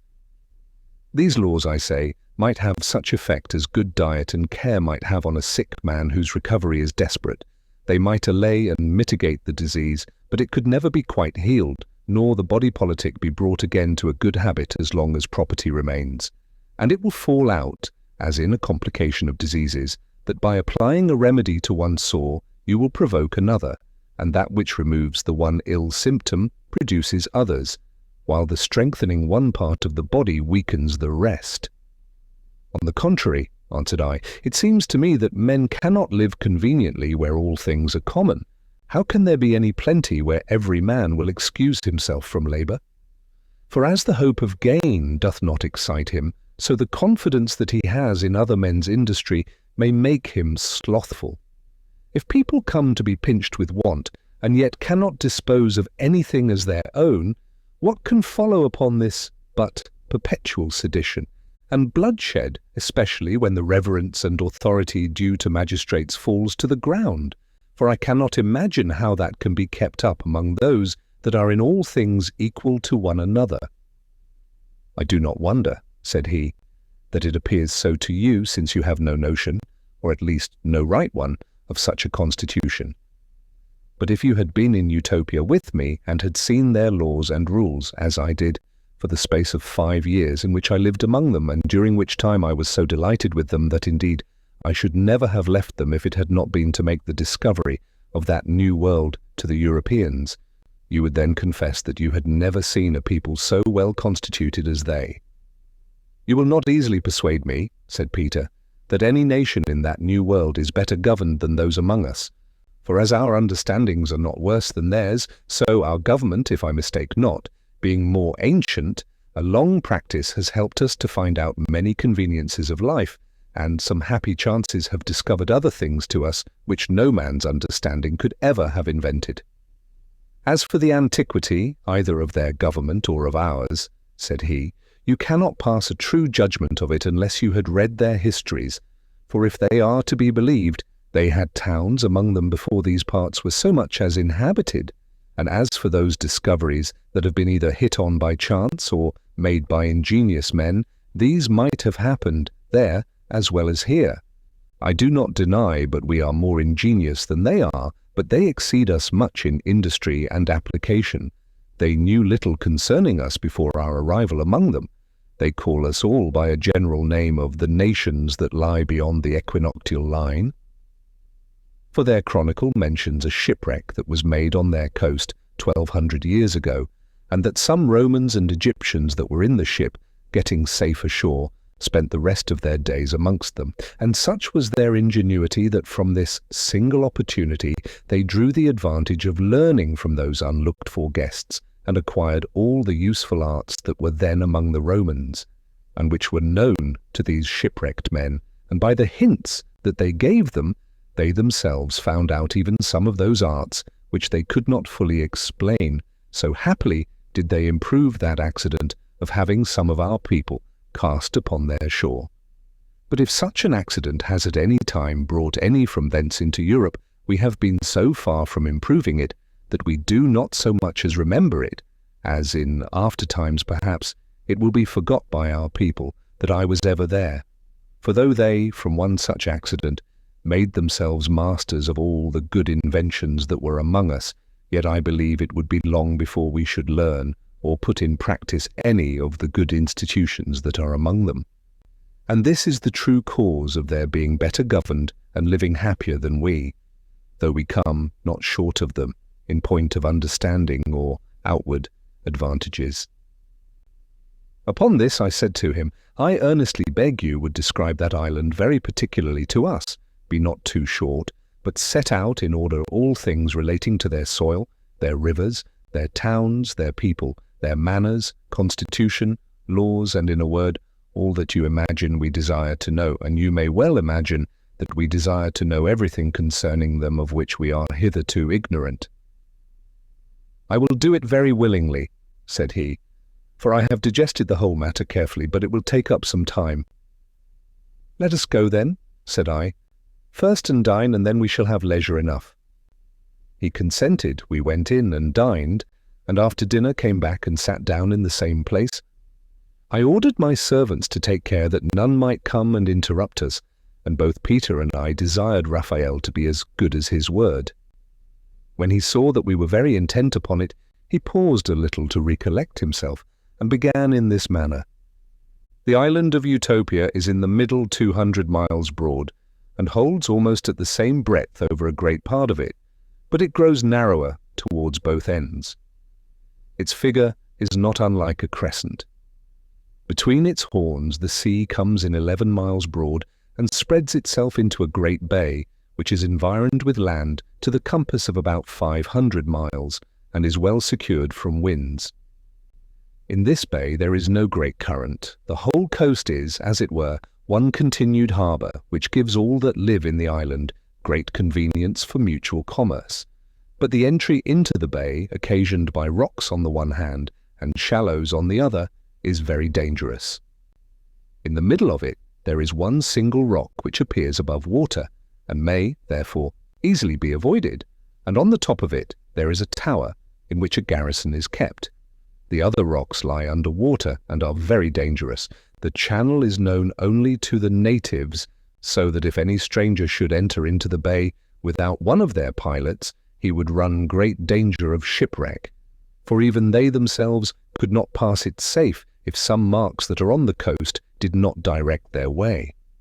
And if these should be but a little shifted, any fleet that might come against them, how great soever it were, would be certainly lost. On the other side of the island there are likewise many harbours, and the coast is so fortified both by nature and art that a small number of men can hinder the descent of a great army. But they report, and there remains the good marks of it to make it credible, that this was no island at first, but a part of the continent. Utopus, that conquered it, whose name it still carries, for Abraxa was its first name, brought the rude and uncivilized inhabitants into such a good government, and to that measure of politeness, that they now far excel all the rest of mankind. Having soon subdued them, he designed to separate them from the continent, and to bring the sea quite round them. To accomplish this he ordered a deep channel to be dug 15 miles long, and that the natives might not think he treated them like slaves, he not only forced the inhabitants, but also his own soldiers, to labour in carrying it on. As he set a vast number of men to work, he, beyond all men's expectations, brought it to a speedy conclusion, and his neighbours, who at first laughed at the folly of the undertaking, no sooner saw it brought to perfection than they were struck with admiration and terror. There are 54 cities in the island, all large and well built, the manners, customs and laws of which are the same, and they are all contrived as near in the same manner as the ground on which they stand will allow. The nearest lie at least 24 miles distance from one another, and the most remote are not so far distant, but that a man can go on foot in one day from it to that which lies next it. Every city sends 3 of their wisest senators once a year to Amoro to consult about their common concerns, for that is the chief town of the island, being situated near the centre of it, so that it is the most convenient place for their assemblies. The jurisdiction of every city extends at least 20 miles, and where the towns lie wider, they have much more ground. No town desires to enlarge its bounds, for the people consider themselves rather as tenants than landlords. They have built over all the country farmhouses for husbandmen, which are well contrived and furnished with all things necessary for country labour. Inhabitants are sent by turns from the cities to dwell in them. No country family has fewer than 40 men and women in it, besides 2 slaves. There is a master and a mistress set over every family, and over 30 families there is a magistrate. Every year 20 of this family come back to the town after they have stayed 2 years in the country, and in their room there are other 20 sent from the town, that they may learn country work from those that have been already 1 year in the country, as they must teach those that come to them the next from the town. By this means such as dwell in those country farms are never ignorant of agriculture, and so commit no errors which might otherwise be fatal and bring them under a scarcity of corn. But though there is every year such a shifting of the husbandman to prevent any man being forced against his will to follow that hard course of life too long, yet many among them take such pleasure in it that they desire leave to continue in it many years. These husbandmen till the ground, breed cattle, hew wood, and convey it to the towns either by land or water, as is most convenient. They breed an infinite multitude of chickens in a very curious manner, for the hens do not sit and hatch them, but a vast number of eggs are laid in a gentle and equal heat in order to be hatched, and they are no sooner out of the shell, and able to stir about, but they seem to consider those that feed them as their mothers, and follow them as other chickens do, the hen that hatched them. They breed very few horses, but those they have are full of mettle, and are kept only for exercising their youth in the art of sitting and riding them, for they do not put them to any work, either of ploughing or carriage, in which they employ oxen. For though their horses are stronger, yet they find oxen can hold out longer, and as they are not subject to so many diseases, so they are kept upon a less charge and with less trouble. And even when they are so worn out that they are no more fit for labour, they are good meat at last. They sow no corn but that which is to be their bread, for they drink either wine, cider, or perry, and often water, sometimes boiled with honey or licorice, with which they abound. And though they know exactly how much corn will serve every town and all that tract of country which belongs to it, yet they sow much more and breed more cattle than are necessary for their consumption, and they give that overplus of which they make no use to their neighbours. When they want anything in the country which it does not produce, they fetch that from the town without carrying anything in exchange for it. And the magistrates of the town take care to see it given them, for they meet generally in the town once a month upon a festival day. When the time of harvest comes, the magistrates in the country send to those in the towns and let them know how many hands they will need for reaping the harvest, and the number they call for being sent to them they commonly dispatch it all in one day. Of their towns, particularly of Amorot. He that knows one of their towns knows them all. They are so like one another, except where the situation makes some difference. I shall therefore describe one of them, and none is so proper as Amoro. For as none is more eminent, all the rest yielding in precedence to this, because it is the seat of their supreme council, so there was none of them better known to me, I having lived 5 years altogether in it. It lies upon the side of a hill, or rather a rising ground. Its figure is almost square, for from the one side of it, which shoots up almost to the top of the hill, it runs down in a descent for 2 miles to the river Anida, but it is a little broader the other way that runs along by the bank of that river. The Anida rises about 80 miles above Amoro in a small spring at first,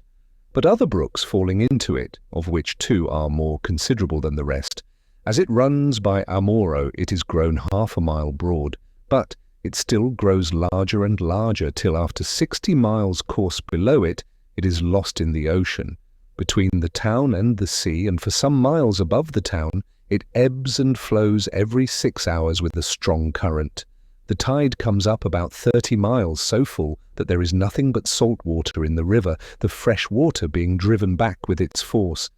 And above that for some miles the water is brackish, but a little higher, as it runs by the town, it is quite fresh. And when the tide ebbs, it continues fresh all along to the sea. There is a bridge cast over the river, not of timber, but of fair stone, consisting of many stately arches. It lies at that part of the town which is farthest from the sea, so that the ships, without any hindrance, lie all along the side of the town. There is likewise another river that runs by it, which, though it is not great, yet it runs pleasantly, for it rises out of the same hill on which the town stands, and so runs down through it and falls into the Anida. The inhabitants have fortified the fountain-head of this river, which springs a little without the towns, that so, if they should happen to be besieged, the enemy might not be able to stop or divert the course of the water, nor poison it. From thence it is carried, in earthen pipes, to the lower streets, and for those places of the town to which the water of that small river cannot be conveyed, they have great cisterns for receiving the rainwater, which supplies the want of the other. The town is compassed with a high and thick wall, in which there are many towers and forts. There is also a broad and deep dry ditch, set thick with thorns, cast round 3 sides of the town, and the river is instead of a ditch on the 4th side. The streets are very convenient for all carriage, and are well sheltered from the winds. Their buildings are good, and are so uniform that a whole side of a street looks like one house. The streets are 20 feet broad. There lie gardens behind all their houses. These are large but enclosed with buildings that on all hands face the streets, so that every house has both a door to the street and a back door to the garden. Their doors have all 2 leaves, which, as they are easily opened, so they shut of their own accord, and, there being no property among them, every man may freely enter into any house whatsoever. At every 10 years' end they shift their houses by lots. They cultivate their gardens with great care, so that they have both vines, fruits, herbs, and flowers in them. And all is so well ordered and so finely kept that I never saw gardens anywhere that were both so fruitful and so beautiful as theirs. And this humour of ordering their gardens so well is not only kept up by the pleasure they find in it, but also by an emulation between the inhabitants of the several streets, who vie with each other. And there is indeed nothing belonging to the whole town that is both more useful and more pleasant. So that he who founded the town seems to have taken care of nothing more than of their gardens. For they say the whole scheme of the town was designed at first by Utopus, but he left all that belonged to the ornament and improvement of it to be added by those that should come after him, that being too much for one man to bring to perfection. Their records, that contain the history of their town and state, are preserved with an exact care, and run backwards 1760 years. From these it appears that their houses were at first low and mean, like cottages made of any sort of timber, and were built with mud walls and thatched with straw. But now their houses are 3 stories high. The fronts of them are faced either with stone, plastering, or brick, and between the facings of their walls they throw in their rubbish. Their roofs are flat, and on them they lay a sort of plaster, which costs very little, and yet is so tempered that it is not apt to take fire, and yet resists the weather more than lead. They have great quantities of glass among them, with which they glaze their windows. They use also in their windows a thin linen cloth that is so oiled or gummed that it both keeps out the wind and gives free admission to the light of their magistrates. 30 families choose every year a magistrate who was anciently called the cyphergrant, but is now called the philarch, and over every 10 cyphergrants, with the families subject to them, there is another magistrate who was anciently called the tranibor, but of late the archphilarch. All the cyphogrants, who are in number 200, choose the prince out of a list of 4 who are named by the people of the 4 divisions of the city, but they take an oath before they proceed to an election that they will choose him whom they think most fit for the office. They give him their voices secretly, so that it is not known for whom everyone gives his suffrage. The prince is for life, unless he is removed upon suspicion of some design to enslave the people. The tranibors are new, chosen every year, but yet they are, for the most part, continued. All their other magistrates are only annual. The tranibors meet every 3rd day, and oftener if necessary, and consult with the prince either concerning the affairs of the state in general, or such private differences as may arise sometimes among the people, though that falls out but seldom. There are always 2 cyphergrants called into the council chamber, and these are changed every day. It is a fundamental rule of their government. The conclusion can be made in anything that relates to the public, till it has been first debated 3 several days in their council. It is death for any to meet and consult concerning the state, unless it be either in their ordinary council, or in the assembly of the whole body of the people. These things have been so provided among them that the prince and the tranibors may not conspire together to change the government and enslave the people, and therefore, when anything of great importance is set on foot, it is sent to the cyphergrants, who, after they have communicated it to the families that belong to their divisions, and have considered it among themselves, make report to the Senate. And, upon great occasions, the matter is referred to the council of the whole island. One rule observed in their council is, never to debate a thing on the same day in which it is first proposed, for that is always referred to the next meeting, that so men may not rashly and in the heat of discourse engage themselves too soon,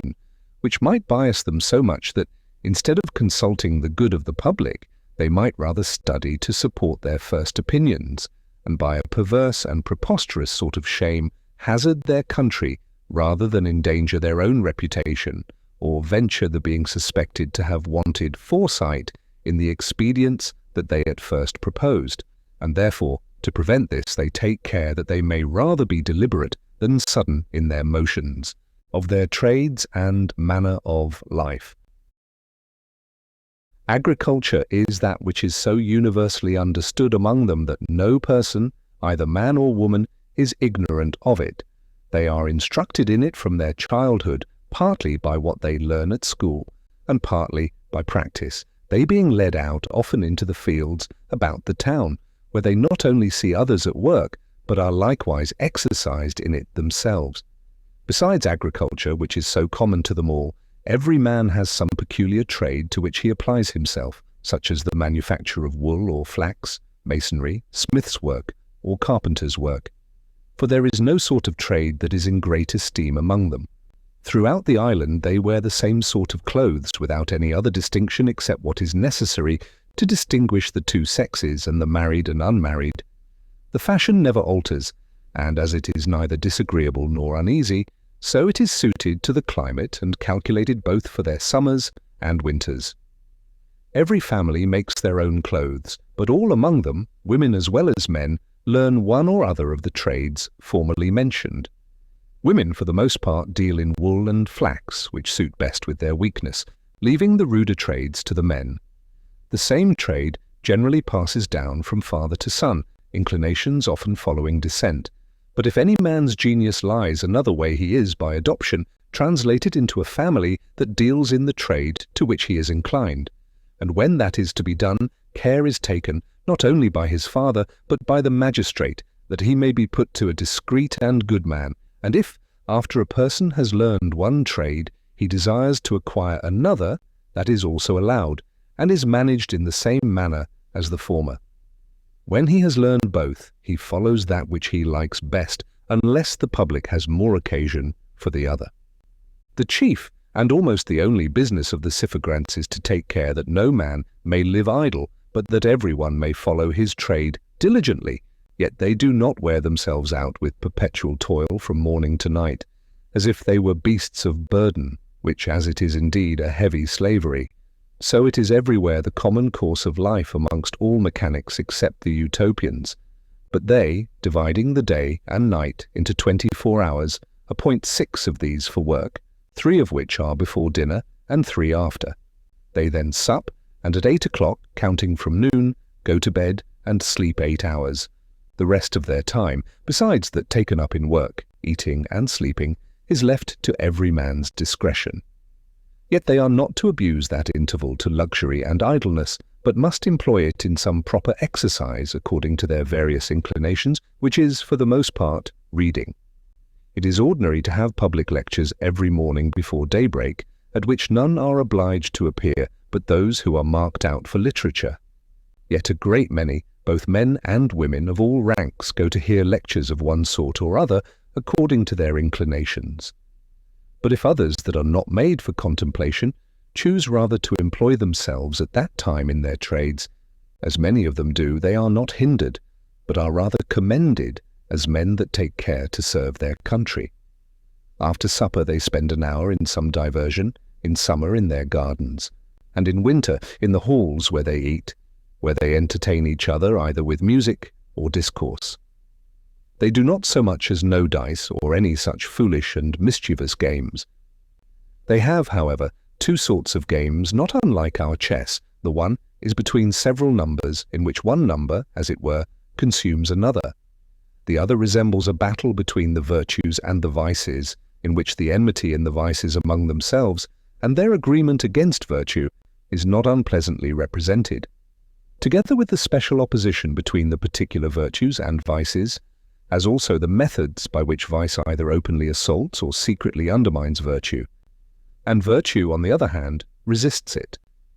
But the time appointed for labor is to be narrowly examined, otherwise you may imagine that since there are only 6 hours appointed for work, they may fall under a scarcity of necessary provisions. But it is so far from being true that this time is not sufficient for supplying them with plenty of all things, either necessary or convenient, that it is rather too much.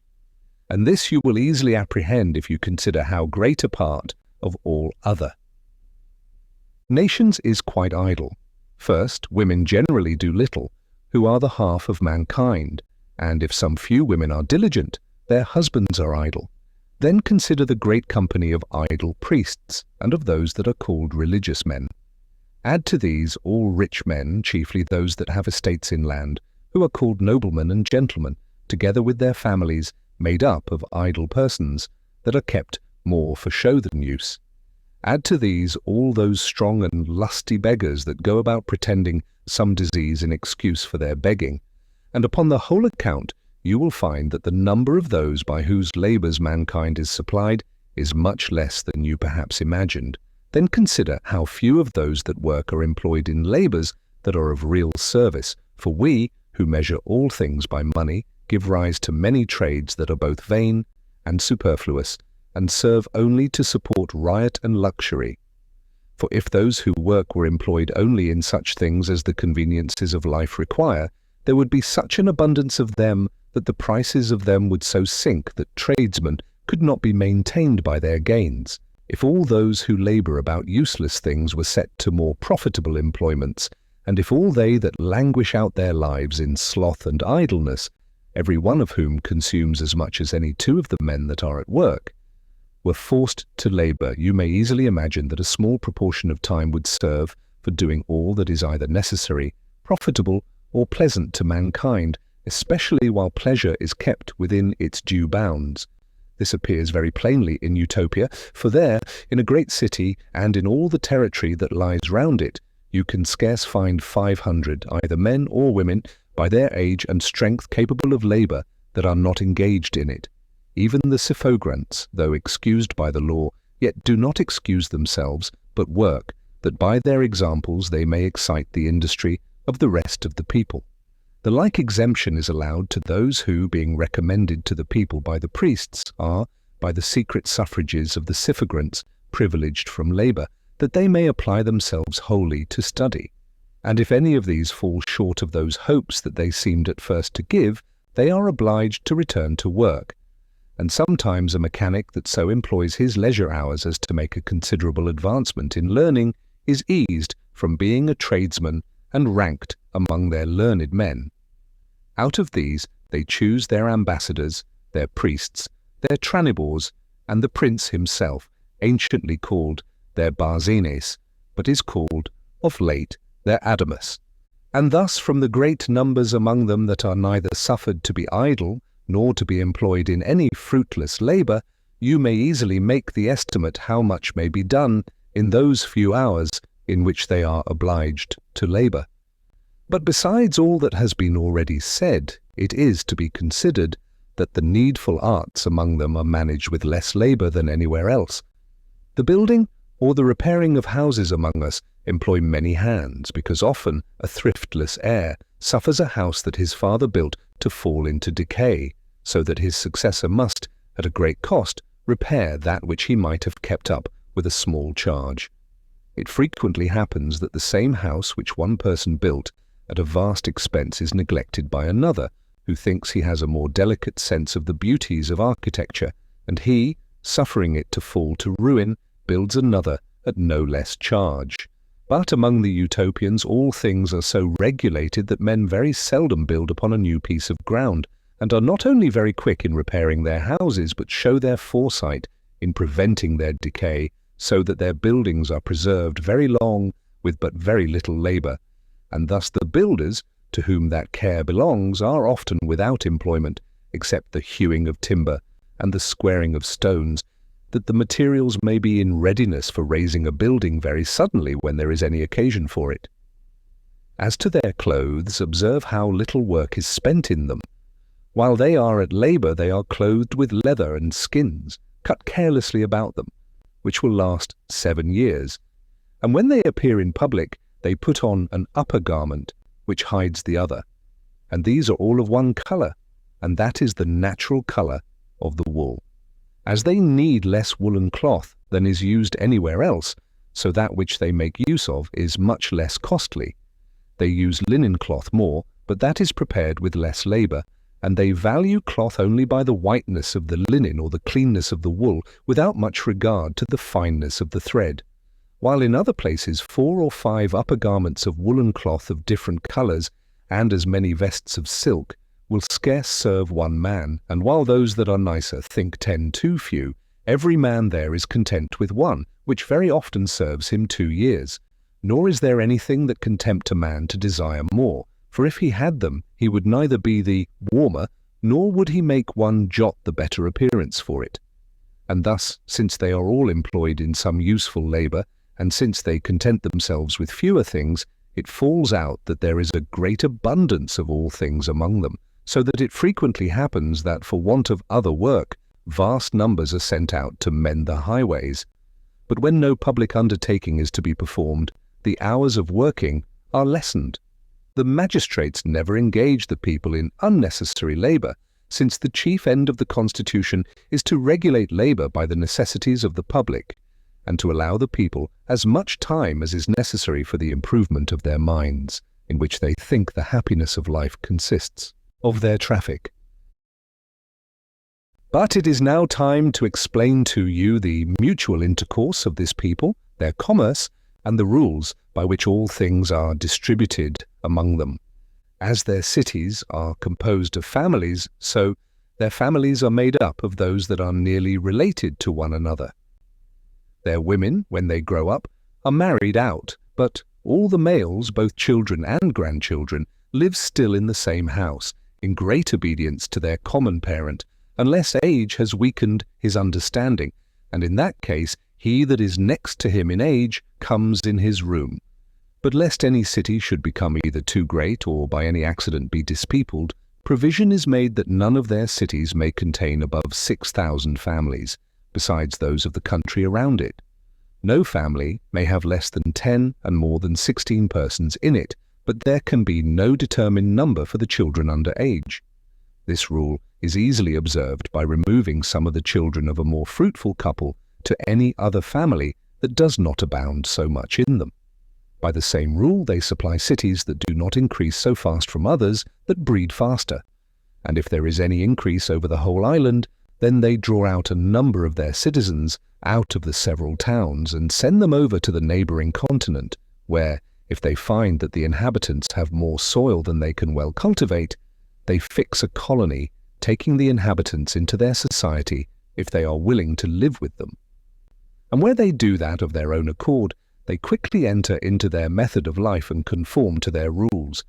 and this proves a happiness to both nations.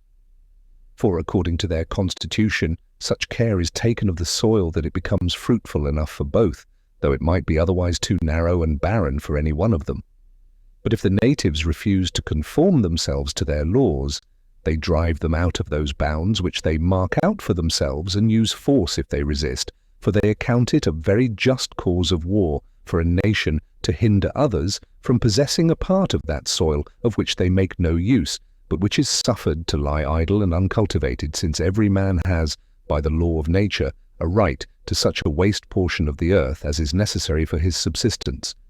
If an accident has so lessened the number of the inhabitants of any of their towns that it cannot be made up from the other towns of the island without diminishing them too much, which is said to have fallen out but twice since they were first a people, when great numbers were carried off by the plague,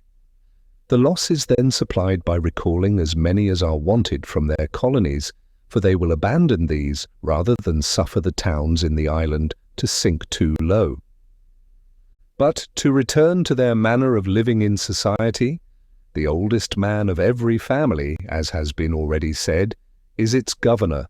Wives serve their husbands and children their parents, and always the younger serves the elder. Every city is divided into 4 equal parts, and in the middle of each there is a marketplace.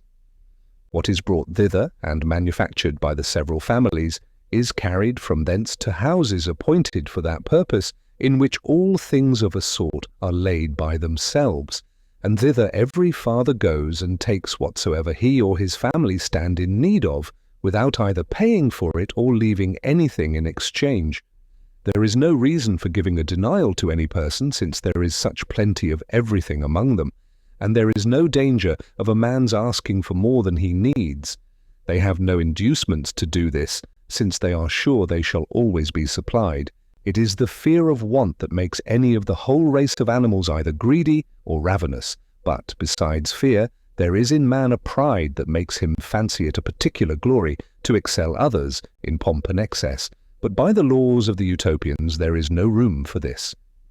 Near these markets there are others for all sorts of provisions, where there are not only herbs, fruits, and bread, but also fish, fowl, and cattle.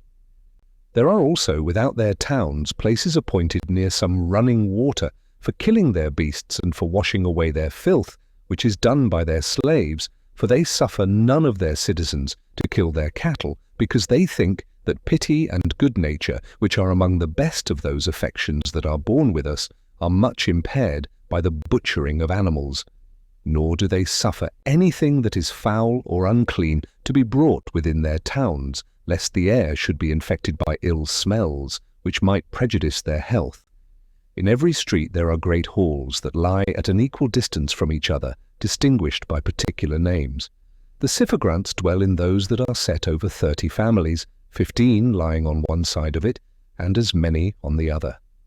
In these halls they all meet and have their repasts. The stewards of every one of them come to the marketplace at an appointed hour, and according to the number of those that belong to the hall, they carry home provisions. But they take more care of their sick than of any others. These are lodged and provided for in public hospitals. They have belonging to every town 4 hospitals that are built without their walls and are so large that they may pass for little towns. By this means, if they had ever such a number of sick persons, they could lodge them conveniently and at such a distance that such of them as are sick of infectious diseases may be kept so far from the rest that there can be no danger of contagion. The hospitals are furnished and stored with all things that are convenient for the ease and recovery of the sick, and those that are put in them are looked after with such tender and watchful care, and are so constantly attended by their skilful physicians, that as none is sent to them against their will, so there is scarce one in a whole town that, if he should fall ill, would not choose rather to go thither than lie sick at home. After the steward of the hospitals has taken for the sick whatsoever the physician prescribes, then the best things that are left in the market are distributed equally among the halls in proportion to their numbers. Only, in the first place, they serve the prince, the chief priest, the tranibors, the ambassadors, and strangers, if there are any, which indeed falls out but seldom, and for whom there are houses well furnished, particularly appointed for their reception when they come among them. At the hours of dinner and supper, the whole Syphogranti being called together by sound of trumpet, they meet and eat together, except only such as are in the hospitals or lie sick at home. Yet, after the halls are served, no man is hindered to carry provisions home from the marketplace, for they know that none does that but for some good reason. For though any that will may eat at home, yet none does it willingly, since it is both ridiculous and foolish for any to give themselves the trouble to make ready an ill dinner at home, when there is a much more plentiful one made ready for him so near hand.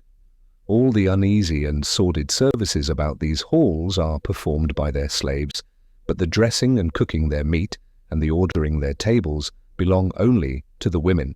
all those of every family taking it by turns.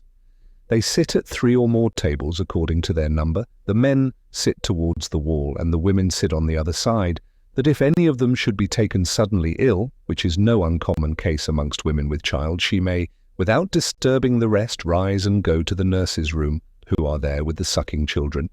where there is always clean water at hand, and cradles, in which they may lay the young children if there is occasion for it, and a fire, that they may shift and dress them before it. Every child is nursed by its own mother if death or sickness does not intervene. And in that case the Syphogrants' wives find out a nurse quickly, which is no hard matter, for anyone that can do it offers herself cheerfully. For as they are much inclined to that piece of mercy, so the child whom they nurse considers the nurse as its mother. All the children under 5 years old sit among the nurses, the rest of the younger sort of both sexes, till they are fit for marriage, either serve those that sit at table, or, if they are not strong enough for that, stand by them in great silence and eat what is given them, nor have they any other formality of dining. In the middle of the first table, which stands across the upper end of the hall, sit the suffragant and his wife, for that is the chief and most conspicuous place. Next to him sit two of the most ancient, for there go always four to a mess. If there is a temple within the suffragantry, the priest and his wife sit with the suffragant above all the rest. Next them there is a mixture of old and young, who are so placed that as the young are set near others, so they are mixed with the more ancient, which they say was appointed on this account, that the gravity of the old people and the reverence that is due to them might restrain the younger from all indecent words and gestures. Dishes are not served up to the whole table at first, but the best are first set before the old, whose seats are distinguished from the young, and, after them, all the rest are served alike. The old men distribute to the younger any curious meats that happen to be set before them, if there is not such an abundance of them that the whole company may be served alike. Thus old men are honoured with a particular respect, yet all the rest fare as well as they. Both dinner and supper are begun with some lecture of morality that is read to them, but it is so short that it is not tedious nor uneasy to them to hear it. From hence the old men take occasion to entertain those about them with some useful and pleasant enlargements, but they do not engross the whole discourse so to themselves during their meals that the younger may not put in for a share. On the contrary, they engage them to talk, that so they may, in that free way of conversation, find out the force of everyone's spirit and observe his temper. They dispatch their dinners quickly, but sit long at supper, because they go to work after the one, and are to sleep after the other, during which they think the stomach carries on the concoction more vigorously. They never sup without music, and there is always fruit served up after meat. While they are at table, some burn perfumes and sprinkle about fragrant ointments and sweet waters. In short, they want nothing that may cheer up their spirits. They give themselves a large allowance that way, and indulge themselves in all such pleasures as are attended with no inconvenience. Thus do those that are in the towns live together. But in the country, where they live at a great distance, everyone eats at home, and no family wants any necessary sort of provision, for it is from them that provisions are sent unto those that live in the towns. Of the travelling of the Utopians. If any man has a mind to visit his friends that live in some other town, or desires to travel and see the rest of the country, he obtains leave very easily from the suffragant and tranibors, when there is no particular occasion for him at home. Such as travel carry with them a passport from the prince, which both certifies the license that is granted for travelling and limits the time of their return. They are furnished with a wagon and a slave who drives the oxen and looks after them. But, unless there are women in the company, the wagon is sent back at the end of the journey as a needless encumbrance. While they are on the road, they carry no provisions with them, yet they want for nothing, but are everywhere treated as if they were at home. If they stay in any place longer than a night, everyone follows his proper occupation, and is very well used by those of his own trade. But if any man goes out of the city to which he belongs without leave, and is found rambling without a passport, he is severely treated. He is punished as a fugitive, and sent home disgracefully.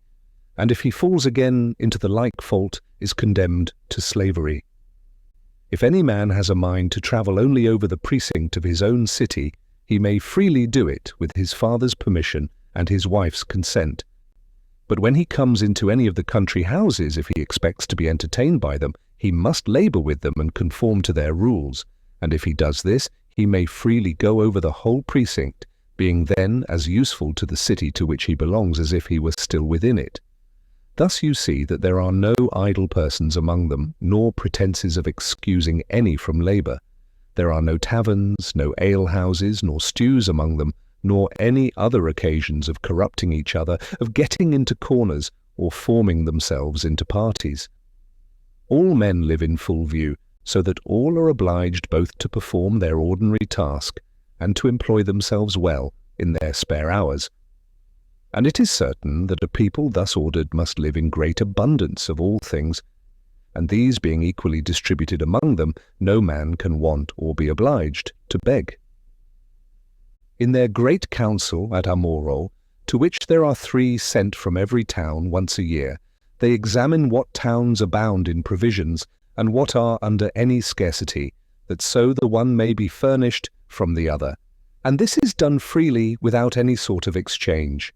For, according to their plenty or scarcity, they supply or are supplied from one another, so that indeed the whole island is, as it were, one family.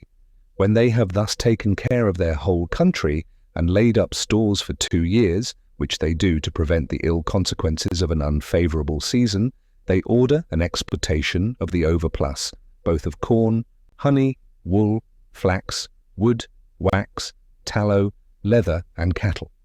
which they send out commonly in great quantities to other nations. They order a 7th part of all these goods to be freely given to the poor of the countries to which they send them, and sell the rest at moderate rates, and by this exchange they not only bring back those few things that they need at home, for indeed they scarce need anything but iron, but likewise a great deal of gold and silver, and by their driving this trade so long, it is not to be imagined how vast a treasure they have got among them, so that now they do not much care whether they sell off their merchandise for money in hand or upon trust.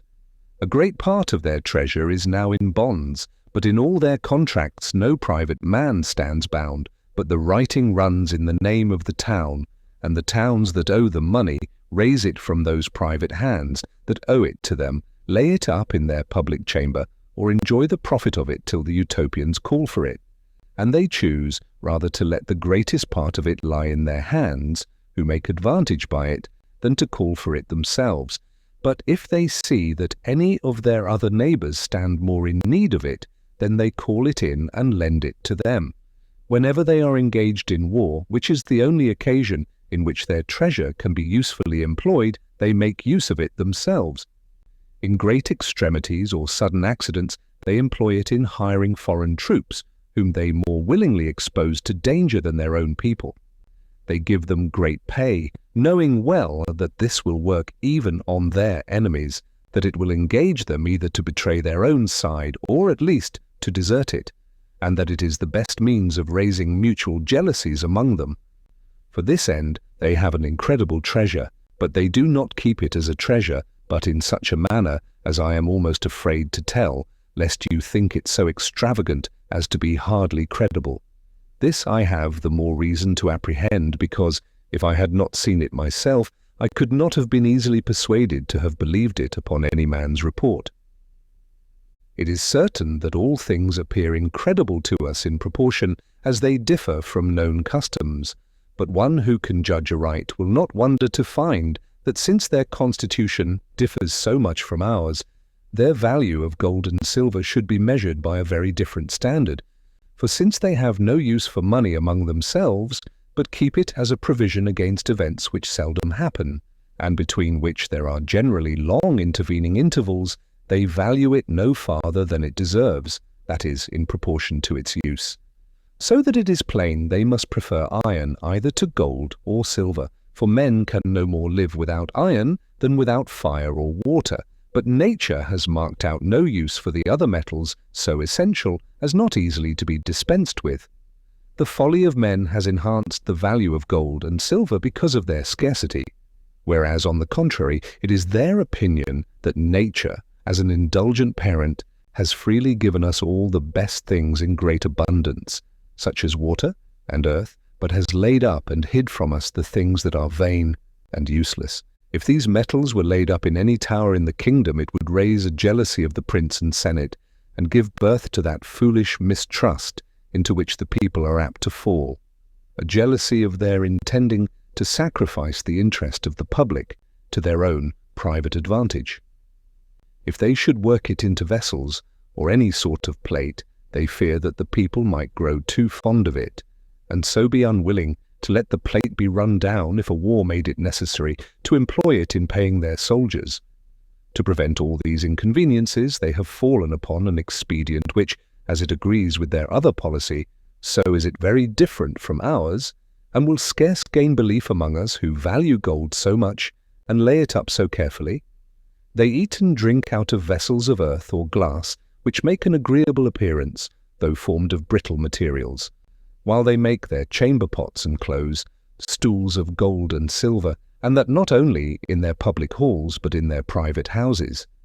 Of the same metals they likewise make chains and fetters for their slaves, to some of which, as a badge of infamy, they hang an earring of gold and make others wear a chain or a coronet of the same metal, and thus they take care by all possible means to render gold and silver of no esteem. And from hence it is that while other nations part with their gold and silver as unwillingly as if one tore out their bowels, those of Utopia would look on their giving in all they possess of those metals, when there were any use for them, but as the parting with a trifle, or as we would esteem the loss of a penny. They find pearls on their coasts, and diamonds and carbuncles on their rocks. They do not look after them, but, if they find them by chance, they polish them, and with them they adorn their children, who are delighted with them, and glory in them during their childhood. But when they grow to years, and see that none but children use such baubles, they of their own accord, without being bid by their parents, lay them aside, and would be as much ashamed to use them afterwards as children among us, when they come to years, are of their puppets and other toys. I never saw a clearer instance of the opposite impressions that different customs make on people than I observed in the ambassadors of the Animolians, who came to Amauro when I was there. As they came to treat of affairs of great consequence, the deputies from several towns met together to wait for their coming. The ambassadors of the nations that lie near Utopia, knowing their customs, and that fine clothes are in no esteem among them, that silk is despised and gold is a badge of infamy, used to come very modestly clothed. But the Animolians, lying more remote, and having had little commerce with them, understanding that they were coarsely clothed, and all in the same manner, took it for granted that they had none of those fine things among them of which they made no use. And they, being a vainglorious rather than a wise people, resolved to set themselves out with so much pomp that they should look like gods and strike the eyes of the poor Utopians with their splendor. Thus 3 ambassadors made their entry with 100 attendants, all clad in garments of different colors, and the greater part in silk. The ambassadors themselves, who were of the nobility of their country, were in cloth of gold and adorned with massy chains, earrings and rings of gold. Their caps were covered with bracelets set full of pearls and other gems. In a word, they were set out with all those things that among the Utopians were either the badges of slavery, the marks of infamy, or the playthings of children.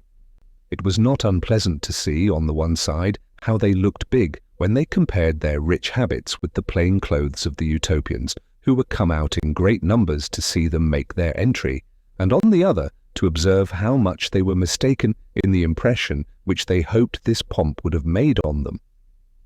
It appeared so ridiculous a show to all that had never stirred out of their country, and had not seen the customs of other nations, that though they paid some reverence to those that were the most meanly clad, as if they had been the ambassadors, yet when they saw the ambassadors themselves so full of gold and chains, they looked upon them as slaves, and forbore to treat them with reverence. You might have seen the children who were grown big enough to despise their playthings, and who had thrown away their jewels, call to their mothers, push them gently, and cry out, "See that great fool, that wears pearls and gems as if he were yet a child," while their mothers, very innocently, replied, "Hold your peace, this, I believe, is one of the ambassador's fools." Others censured the fashion of their chains, and observed that they were of no use, for they were too slight to bind their slaves, who could easily break them, and besides hung so loose about them that they thought it easy to throw their away, and so get from them.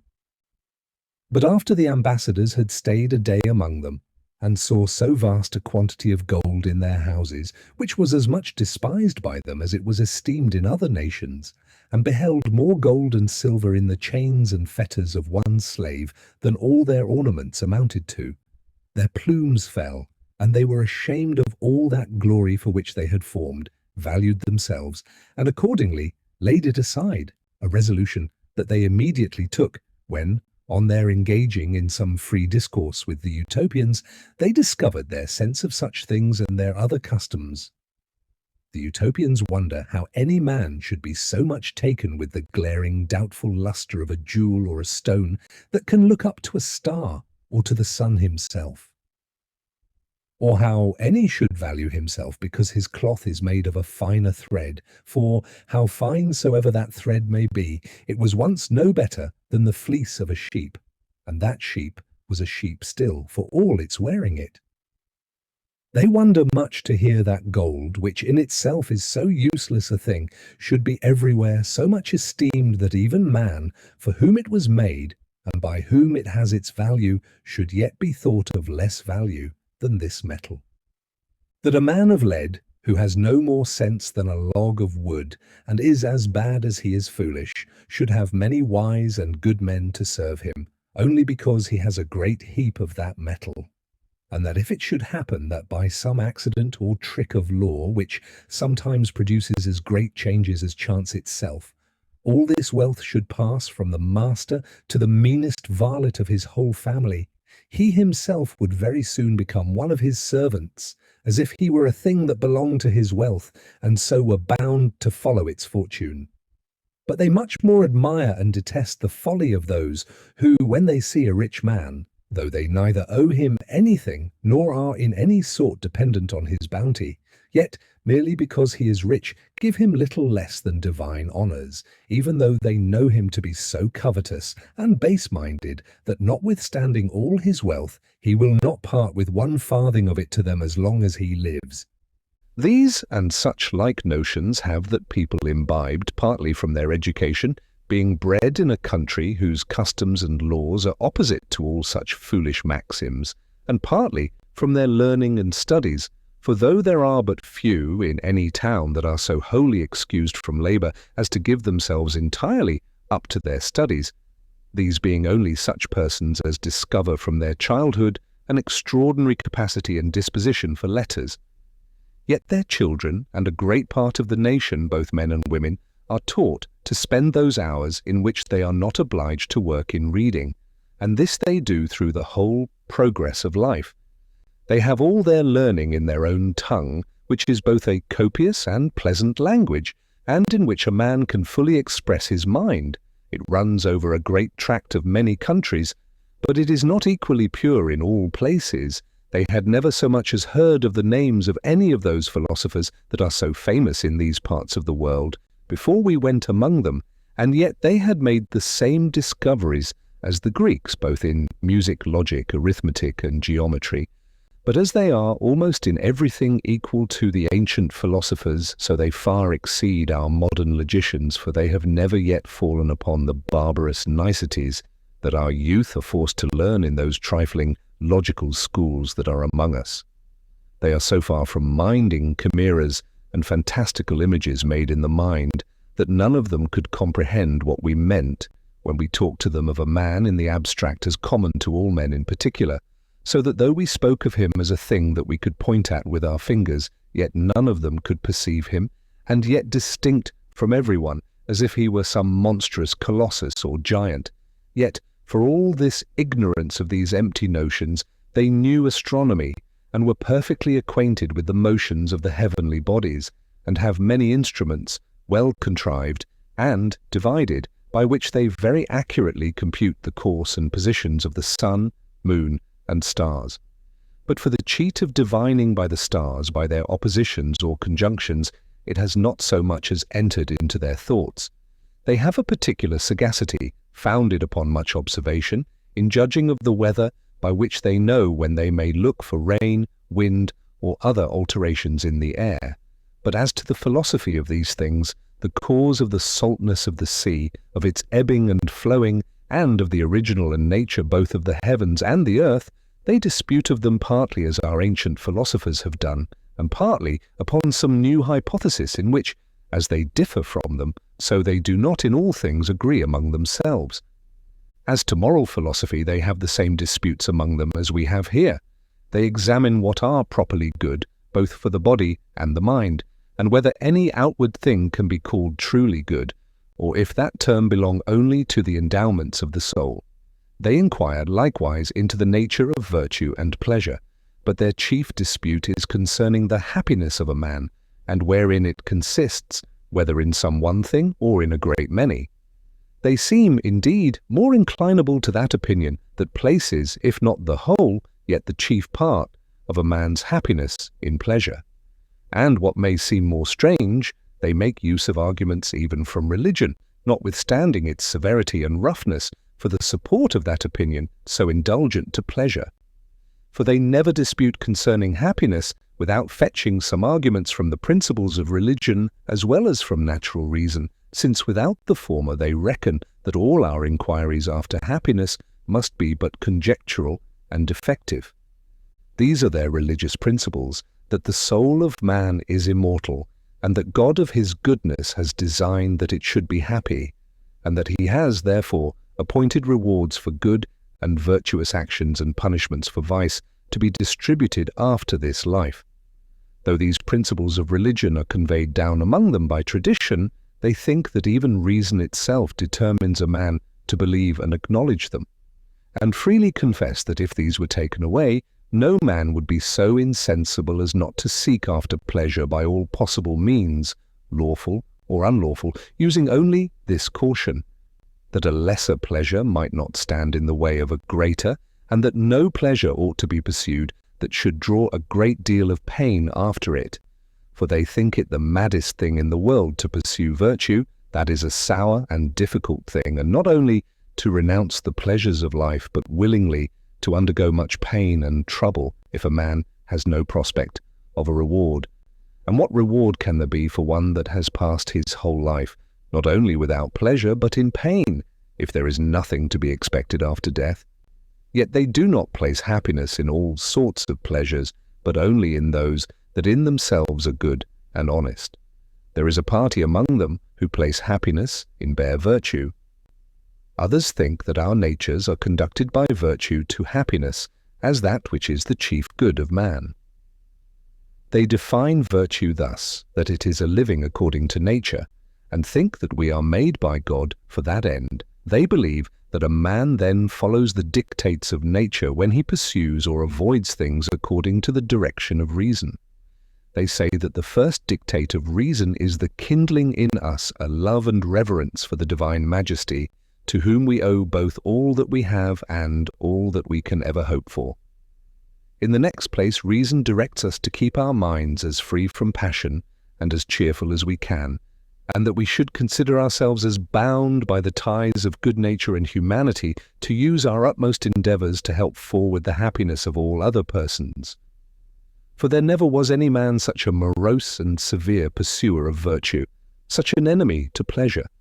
that though he set hard rules for men to undergo much pain, many watchings and other rigours, yet did not at the same time advise them to do all they could in order to relieve and ease the miserable, and who did not represent gentleness and good nature as amiable dispositions, and from thence they infer that if a man ought to advance the welfare and comfort of the rest of mankind,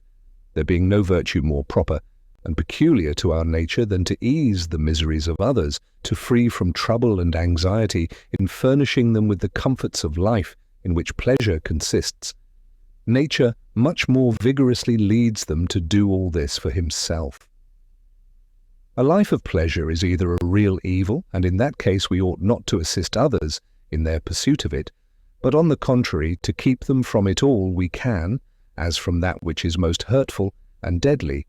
or if it is a good thing, so that we not only may but ought to help others to it. Why then ought not a man to begin with himself? Since no man can be more bound to look after the good of another than after his own. For nature cannot direct us to be good and kind to others, and yet at the same time to be unmerciful and cruel to ourselves. Thus, as they define virtue to be living according to nature, so they imagine that nature prompts all people on to seek after pleasure as the end of all they do. They also observe that in order to our supporting the pleasures of life, nature inclines us to enter into society, for there is no man so much raised above the rest of mankind as to be the only favourite of nature, who, on the contrary, seems to have placed on a level all those that belong to the same species. Upon this, they infer that no man ought to seek his own conveniences so eagerly as to prejudice others, and therefore they think that not only all agreements between private persons ought to be observed, but likewise that all those laws ought to be kept which either a good prince has published in due form, or to which a people that is neither oppressed with tyranny nor circumvented by fraud has consented for distributing those conveniences of life which afford us all our pleasures. They think it is an evidence of true wisdom for a man to pursue his own advantage as far as the laws allow it. They account it piety to prefer the public good to one's private concerns. But they think it unjust for a man to seek for pleasure by snatching another man's pleasures from him. And on the contrary, they think it a sign of a gentle and good soul for a man to dispense with his own advantage for the good of others, and that by this means a good man finds as much pleasure one way as he parts with another. For as he may expect the like from others when he may come to need it, so, if that should fail him, yet the sense of a good action, and the reflections that he makes on the love and gratitude of those whom he has so obliged, gives the mind more pleasure than the body could have found in that from which it had restrained itself. They are also persuaded that God will make up the loss of those small pleasures with a vast and endless joy, of which religion easily convinces a good soul. Thus, upon an inquiry into the whole matter, they reckon that all our actions, and even all our virtues, terminate in pleasure, as in our chief end and greatest happiness, and they call every motion or state either of body or mind in which nature teaches us to delight a pleasure. Thus they cautiously limit pleasure only to those appetites to which nature leads us, for they say that nature leads us only to those delights to which reason, as well as sense, carries us, and by which we neither injure any other person nor lose the possession of greater pleasures, and of such as draw no troubles after them. But they look upon those delights which men by a foolish, though common, mistake call pleasure, as if they could change as easily the nature of things as the use of words, as things that greatly obstruct their real happiness, instead of advancing it, because they so entirely possess the minds of those that are once captivated by them with a false notion of pleasure, that there is no room left for pleasures of a truer or purer kind. There are many things that in themselves have nothing that is truly delightful. On the contrary, they have a good deal of bitterness in them, and yet, from our perverse appetites after forbidden objects, are not only ranked among the pleasures, but are made even the greatest designs of life. Among those who pursue these sophisticated pleasures they reckon, such as I mentioned before, who think themselves really the better for having fine clothes, in which they think they are doubly mistaken, both in the opinion they have of their clothes, and in that they have of themselves. For if you consider the use of clothes, why should a fine thread be thought better than a coarse one? And yet these men, as if they had some real advantages beyond others, and did not owe them wholly to their mistakes, look big, seem to fancy themselves to be more valuable, and imagine that a respect is due to them for the sake of a rich garment, to which they would not have pretended if they had been more meanly clothed, and even resent it as an affront if that respect is not paid them. It is also a great folly to be taken with outward marks of respect, which signify nothing, for what true or real pleasure can one man find in another's standing bare or making legs to him? Will the bending another man's knees give ease to yours? And will the heads being bare cure the madness of yours? And yet it is wonderful to see how this false notion of pleasure bewitches many who delight themselves with the fancy of their nobility, and are pleased with this conceit, that they are descended from ancestors who have been held for some successions rich, and who have had great possessions, for this is all that makes nobility at present. Yet they do not think themselves a whit the less noble, though their immediate parents have left none of this wealth to them, or though they themselves have squandered it away. The Utopians have no better opinion of those who are much taken with gems and precious stones, and who account it a degree of happiness, next to a divine one, if they can purchase one that is very extraordinary, especially if it be of that sort of stones that is then in greatest request, for the same sort is not at all times universally of the same value, nor will men buy it unless it be dismounted and taken out of the gold. The jeweler is then made to give good security and required solemnly to swear that the stone is true, that by such an exact caution a false one might not be bought instead of a true, though if you were to examine it, your eye could find no difference between the counterfeit and that which is true, so that they are all one to you as much as if you were blind. Or can it be thought that they who heap up a useless mass of wealth, not for any use that it is to bring them, but merely to please themselves with the contemplation of it, enjoy any true pleasure in it? The delight they find is only a false shadow of joy. Those are no better whose error is somewhat different from the former, and who hide it out of their fear of losing it. For what other name can fit the hiding it in the earth, or rather the restoring it to it again, it being thus cut off from being useful either to its owner or to the rest of mankind? And yet the owner, having hid it carefully, is glad because he thinks he is now sure of it. If it should be stole, the owner, though he might live perhaps 10 years after the theft, of which he knew nothing, would find no difference between his having or losing it, for both ways it was equally useless to him. Among those foolish pursuers of pleasure they reckon all that delight in hunting, in fowling, or gaming, of whose madness they have only heard, for they have no such things among them. But they have asked us, what sort of pleasure is it that men can find in throwing the dice? For if there were any pleasure in it, they think the doing it so often should give one a surfeit of it. And what pleasure can one find in hearing the barking and howling of dogs, which seem rather odious than pleasant sounds? Nor can they comprehend the pleasure of seeing dogs run after a hare more than of seeing one dog run after another. For if the seeing them run is that which gives the pleasure, you have the same entertainment to the eye on both these occasions, since that is the same in both cases.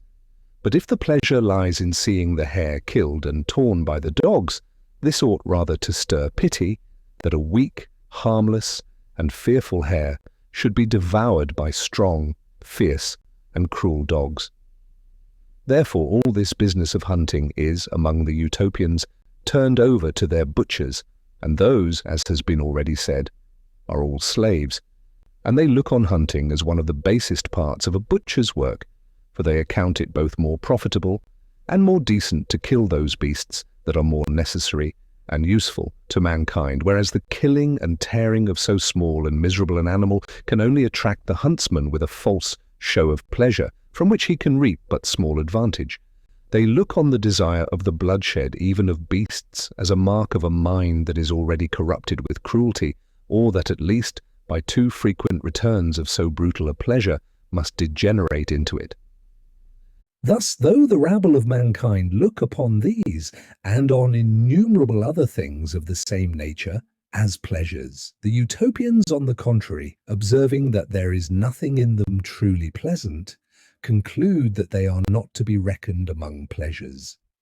For though these things may create some tickling in the senses, which seems to be a true notion of pleasure, yet they imagine that this does not arise from the thing itself, but from a depraved custom, which may so vitiate a man's taste that bitter things may pass for sweet, as women with child think pitch or tallow taste sweeter than honey. But as a man's sense, when corrupted either by a disease or some ill habit, does not change the nature of other things, so neither can it change the nature of pleasure. They reckon up several sorts of pleasures which they call true ones. Some belong to the body, and others to the mind. The pleasures of the mind lie in knowledge, and in that delight which the contemplation of truth carries with it, to which they add the joyful reflections on a well-spent life and the assured hopes of a future happiness.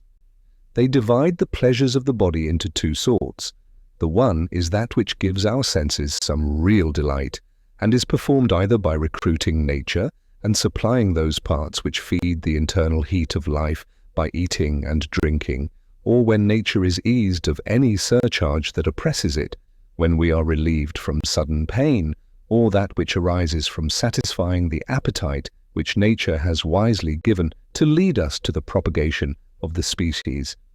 There is another kind of pleasure that arises neither from our receiving what the body requires, nor its being relieved when overcharged, and yet, by a secret, unseen virtue, affects the senses, raises the passions, and strikes the mind with generous impressions. This is the pleasure that arises from music. Another kind of bodily pleasure is that which results from an undisturbed and vigorous constitution of body, when life and active spirits seem to actuate every part. This lively health, when entirely free from all mixture of pain, of itself gives an inward pleasure, independent of all external objects of delight. And though this pleasure does not so powerfully affect us, nor act so strongly on the senses as some of the others, yet it may be esteemed as the greatest of all pleasures, and almost all the Utopians reckon it the foundation and basis of all the other joys of life, since this alone makes the state of life easy and desirable, and when this is wanting, a man is really capable of no other pleasure. They look upon freedom from pain, if it does not rise from perfect health, to be a state of stupidity rather than of pleasure. This subject has been very narrowly canvassed among them, and it has been debated whether a firm and entire health could be called a pleasure or not. Some have thought that there was no pleasure but what was excited by some sensible motion in the body, but this opinion has been long ago excluded from among them, so that now they almost universally agree that health is the greatest of all bodily pleasures, and that as there is a pain in sickness which is as opposite in its nature to pleasure as sickness itself is to health, so they hold that health is accompanied with pleasure. And if any should say that sickness is not really pain, but that it only carries pain along with it, they look upon that as a fetch of subtlety that does not much alter the matter. It is all one, in their opinion, whether it be said that health is in itself a pleasure, or that it begets a pleasure, as fire gives heat, so it be granted that all those whose health is entire have a true pleasure in the enjoyment of it. And they reason thus: what is the pleasure of eating, but that a man's health, which had been weakened, does, with the assistance of food, drive away hunger, and so recruiting itself, recovers its former vigour? And being thus refreshed, it finds a pleasure in that conflict. And if the conflict is pleasure, the victory must yet breed a greater pleasure, except we fancy that it becomes stupid as soon as it has obtained that which it pursued, and so neither knows nor rejoices in its own welfare. If it is said that health cannot be felt, they absolutely deny it. For what man is in health that does not perceive it when he is awake? Is there any man that is so dull and stupid as not to acknowledge that he feels a delight in health? And what is delight but another name for pleasure? But of all pleasures they esteem those to be most valuable that lie in the mind, the chief of which arise out of true virtue, and the witness of a good conscience. They account health the chief pleasure that belongs to the body, for they think that the pleasure of eating and drinking and all the other delights of sense are only so far desirable as they give or maintain health. But they are not pleasant in themselves otherwise than as they resist those impressions that our natural infirmities are still making upon us. For as a wise man desires rather to avoid diseases than to take physic, and to be freed from pain rather than to find ease by remedies, so it is more desirable not to need this sort of pleasure than to be obliged to indulge it. If any man imagines that there is a real happiness in these enjoyments, he must then confess that he would be the happiest of all men if he were to lead his life in perpetual hunger, thirst, and itching, and, by consequence, in perpetual eating, drinking, and scratching himself, which anyone may easily see would be not only a base, but a miserable state of a life. These are indeed the lowest of pleasures and the least pure, for we can never relish them but when they are mixed with the contrary pains. The pain of hunger must give us the pleasure of eating, and here the pain outbalances the pleasure. And as the pain is more vehement, so it lasts much longer. For as it begins before the pleasure, so it does not cease but with the pleasure that extinguishes it, and both expire together. They think, therefore, none of those pleasures are to be valued any further than as they are necessary, yet they rejoice in them, and with due gratitude acknowledge the tenderness of the great author of nature, who has planted in us appetites by which those things that are necessary for our preservation are likewise made pleasant to us. For how miserable a thing would life be if those daily diseases of hunger and thirst were to be carried off by such bitter drugs as we must use for those diseases that return seldomer upon us. And thus these pleasant, as well as proper gifts of nature, maintain the strength and the sprightliness of our bodies. They also entertain themselves with the other delights let in at their eyes, their ears, and their nostrils, as the pleasant relishes and seasoning of life, which nature seems to have marked out peculiarly for man, since no other sort of animals contemplates the figure and beauty of the universe, nor is delighted with smells any further than as they distinguish meats by them, nor do they apprehend the concords or discords of sound. Yet in all pleasures whatsoever they take care that a lesser joy does not hinder a greater, and that pleasure may never breed pain, which they think always follows dishonest pleasures, but they think it madness for a man to wear out the beauty of his face or the force of his natural strength, to corrupt the sprightliness of his body by sloth and laziness, or to waste it by fasting, that it is madness to weaken the strength of his constitution and reject the other delights of life, unless by renouncing his own satisfaction he can either serve the public or promote the happiness of others, for which he expects a greater recompense from God. So that they look on such a course of life as the mark of a mind that is both cruel to itself and ungrateful to the author of nature, as if we would not be beholden to him for his favours, and therefore rejects all his blessings, as one who should afflict himself for the empty shadow of virtue, or for no better end than to render himself capable of bearing those misfortunes which possibly will never happen. This is their notion of virtue and of pleasure. They think that no man's reason can carry him to a truer idea of them, unless some discovery from heaven should inspire him with sublimer notions. I have not now the leisure to examine whether they think right or wrong in this matter, nor do I judge it necessary, for I have only undertaken to give you an account of their constitution, but not to defend all their principles. I am sure that whatever may be said of their notions, there is not in the whole world either a better people or a happier government. Their bodies are vigorous and lively, and though they are but of a middle stature, and have neither the fruitfulest soil nor the purest air in the world, yet they fortify themselves so well by their temperate course of life against the unhealthiness of their air, and by their industry they so cultivate their soil that there is nowhere to be seen a greater increase both of corn and cattle, nor are there anywhere healthier men and freer from diseases. For one may there see reduced to practice not only all the art that the husbandman employs in manuring and improving an ill soil, but whole woods plucked up by the roots, and in other places new ones planted where there were none before.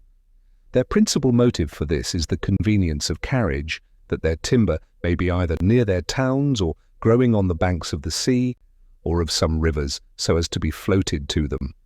For it is a harder work to carry wood at any distance over land than corn. The people are industrious, apt to learn, as well as cheerful and pleasant, and none can endure more labour when it is necessary. But except in that case they love their ease. They are unwearied pursuers of knowledge, for when we had given them some hints of the learning and discipline of the Greeks concerning whom we only instructed them, for we know that there was nothing among the Romans except their historians and their poets that they would value much. It was strange to see how eagerly they were set on learning that language. We began to read a little of it to them, rather in compliance with their importunity than out of any hopes of their reaping from it any great advantage. But after a very short trial we found they made such progress that we saw our labour was like to be more successful than we could have expected. They learned to write their characters and to pronounce their language so exactly, had so quick an apprehension, they remembered it so faithfully and became so ready, correct in the use of it, that it would have looked like a miracle if the greater part of those whom we taught had not been men both of extraordinary capacity and of a fit age for instruction. They were, for the greatest part, chosen from among their learned men by their chief council, though some studied it of their own accord. In 3 years' time, they became masters of the whole language, so that they read the best of the Greek authors very exactly. I am indeed apt to think that they learned that language the more easily from its having some relation to their own. I believe that they were a colony of the Greeks, for though their language comes nearer the Persian, yet they retain many names, both for their towns and magistrates, that are of Greek derivation. I happened to carry a great many books with me instead of merchandise when I sailed my 4th voyage, for I was so far from thinking of soon coming back that I rather thought never to have returned at all, and I gave them all my books, among which were many of Plato's and some of Aristotle's works. I had also Theophrastus on plants, which, to my great regret, was imperfect. For having laid it carelessly by while we were at sea, a monkey had seized upon it, and in many places torn out the leaves. They have no books of grammar but Lascares, for I did not carry Theodorus with me, nor have they any dictionaries but Hesychius and Dioscorides. They esteem Plutarch highly, and were much taken with Lucian's wit and with his pleasant way of writing. As for the poets, they have Aristophanes, Homer, Euripides, and Sophocles of Aldus's edition, and for historians, Thucydides, Herodotus, and Herodian. One of my companions, Thricius Apinatus, happened to carry with him some of Hippocrates' works and Galen's Microtechne, which they hold in great estimation. For though there is no nation in the world that needs physics so little as they do, yet there is not any that honours it so much. They reckon the knowledge of it one of the pleasantest and most profitable parts of philosophy, by which, as they search into the secrets of nature, so they not only find this study highly agreeable, but think that such inquiries are very acceptable to the author of nature, and imagine that as he, like the inventors of curious engines amongst mankind, has exposed this great machine of the universe to the view of the only creatures capable of contemplating it, so an exact and curious observer who admires his workmanship is much more acceptable to him than one of the herd, who, like a beast incapable of reason, looks on this glorious scene with the eyes of a dull and unconcerned spectator. The minds of the Utopians, when fenced with a love for learning, are very ingenious in discovering all such arts as are necessary to carry it to perfection. 2 things they owe to us, the manufacture of paper and the art of printing. Yet they are not so entirely indebted to us for these discoveries, but that a great part of the invention was their own. We showed them some books printed by Aldus. We explained to them the way of making paper and the mystery of printing, but, as we had never practiced these arts, we described them in a crude and superficial manner. They seized the hints we gave them, and though at first they could not arrive at perfection, yet by making many essays they at last found out and corrected all their errors and conquered every difficulty. Before this they only wrote on parchment, on reeds, or on the barks of trees, but now they have established the manufactures of paper and set up printing presses, so that if they had but a good number of Greek authors, they would be quickly supplied with many copies of them. At present, though they have no more than those I have mentioned, yet, by several impressions, they have multiplied them into many thousands. If any man was to go among them that had some extraordinary talent, or that by much travelling had observed the customs of many nations, which made us to be so well received, he would receive a hearty welcome, for they are very desirous to know the state of the whole world. Very few go among them on the account of traffic, for what can a man carry to them but iron, or gold, or silver? Which merchants desire rather to export than import to a strange country. And as for their exportation, they think it better to manage that themselves than to leave it to foreigners, for by this means, as they understand the state of the neighbouring countries better, so they keep up the art of navigation, which cannot be maintained but by much practice, of their slaves and of their marriages. They do not make slaves of prisoners of war except those that are taken in battle, nor of the sons of their slaves, nor of those of other nations. The slaves among them are only such as are condemned to that state of life for the commission of some crime, or, which is more common, such as their merchants find condemned to die in those parts to which they trade, whom they sometimes redeem at low rates, and in other places have them for nothing. They are kept at perpetual labor, and are always chained, but with this difference, that their own natives are treated much worse than others. They are considered as more profligate than the rest, and since they could not be restrained by the advantages of so excellent an education, are judged worthy of harder usage.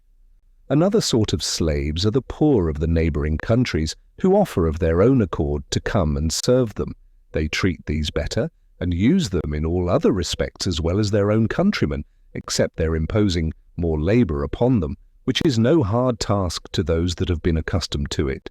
And if any of these have a mind to go back to their own country, which indeed falls out but seldom, as they do not force them to stay, so they do not send them away empty-handed. I have already told you with what care they look after their sick, so that nothing is left undone that can contribute either to their case or health, and for those who are taken with fixed and incurable diseases they use all possible ways to cherish them and to make their lives as comfortable as possible. They visit them often and take great pains to make their time pass off easily, but when any is taken with a torturing and lingering pain, so that there is no hope either of recovery or ease, the priests and magistrates come and exhort them that since they are now unable to go on with the business of life, are become a burden to themselves and to all about them, and they have really outlived themselves, they should no longer nourish such a rooted distemper, but choose rather to die, since they cannot live but in much misery, being assured that if they thus deliver themselves from torture, or are willing that others should do it, they shall be happy after death. Since by their acting thus they lose none of the pleasures but only the troubles of life, they think they behave not only reasonably, but in a manner consistent with religion and piety, because they follow the advice given them by their priests, who are the expounders of the will of God. Such as are wrought on by these persuasions either starve themselves of their own accord, or take opium, and by that means die without pain. But no man is forced on this way of ending his life, and if they cannot be persuaded to it, this does not induce them to fail in their attendance and care of them, but as they believe that a voluntary death, when it is chosen upon such an authority, is very honourable, so if any man takes away his own life without the approbation of the priests and the Senate, they give him none of the honours of a decent funeral, but throw his body into a ditch. Their women are not married before 18, nor their men before 22, and if any of them run into forbidden embraces before marriage, they are severely punished, and the privilege of marriage is denied them unless they can obtain a special warrant from the prince. Such disorders cast a great reproach upon the master and mistress of the family in which they happen, for it is supposed that they have failed in their duty. The reason of punishing this so severely is because they think that if they were not strictly restrained from all vagrant appetites, very few would engage in a state in which they venture the quiet of their whole lives, by being confined to one person, and are obliged to endure all the inconveniences with which it is accompanied. In choosing their wives, they use a method that would appear to us very absurd and ridiculous, but it is constantly observed among them, and is accounted perfectly consistent with wisdom. Before marriage, some grave matron presents the bride, naked, whether she is a virgin or a widow, to the bridegroom, and after that some grave man presents the bridegroom, naked, to the bride. We, indeed, both laughed at this, and condemned it as very indecent.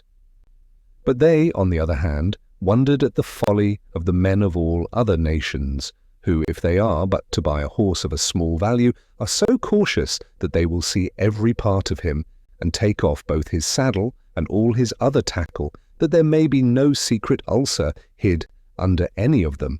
and that yet in the choice of a wife, on which depends the happiness or unhappiness of the rest of his life,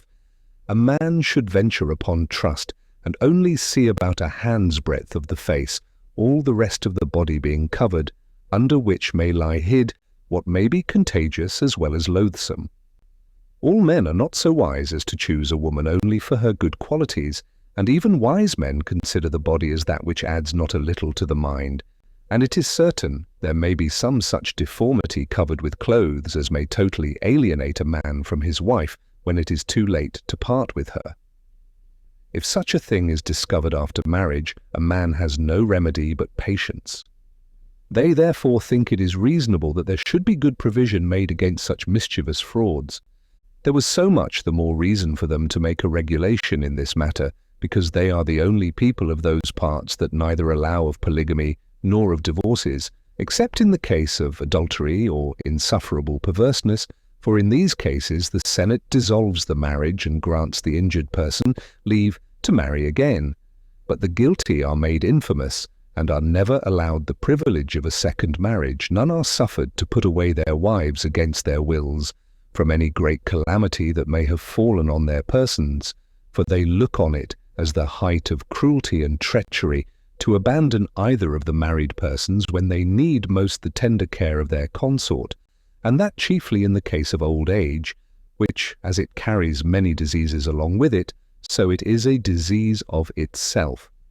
But it frequently falls out that when a married couple do not well agree, they, by mutual consent, separate and find out other persons with whom they hope they may live more happily. Yet this is not done without obtaining leave of the Senate, which never admits of a divorce but upon a strict inquiry made both by the senators and their wives into the grounds upon which it is desired, and even when they are satisfied concerning the reasons of it, they go on but slowly, for they imagine that too great easiness in granting leave for new marriages would very much shake the kindness of married people. They punish severely those that defile the marriage bed. If both parties are married, they are divorced, and the injured persons may marry one another or whom they please, but the adulterer and the adulteress are condemned to slavery. Yet if either of the injured persons cannot shake off the love of the married person, they may live with them still in that state, but they must follow them to that labor to which the slaves are condemned, and sometimes the repentance of the condemned, together with the unshaken kindness of the innocent and injured person, has prevailed so far with the prince that he has taken off the sentence, but those that relapse after they are once pardoned are punished with death. Their law does not determine the punishment for other crimes, but that is left to the Senate to temper it according to the circumstances of the fact. Husbands have power to correct their wives and parents, to chastise their children, unless the fault is so great that a public punishment is thought necessary for striking terror into others. For the most part, slavery is the punishment even of the greatest crimes, for as that is no less terrible to the criminals themselves than death, so they think the preserving them in a state of servitude is more for the interest of the commonwealth than killing them, since, as their labor is a greater benefit to the public than their death could be, so the sight of their misery is a more lasting terror to other men than that which would be given by their death. If their slaves rebel and will not bear their yoke and submit to the labor that is enjoined them, they are treated as wild beasts that cannot be kept in order, neither by a prison nor by their chains, and are at last put to death.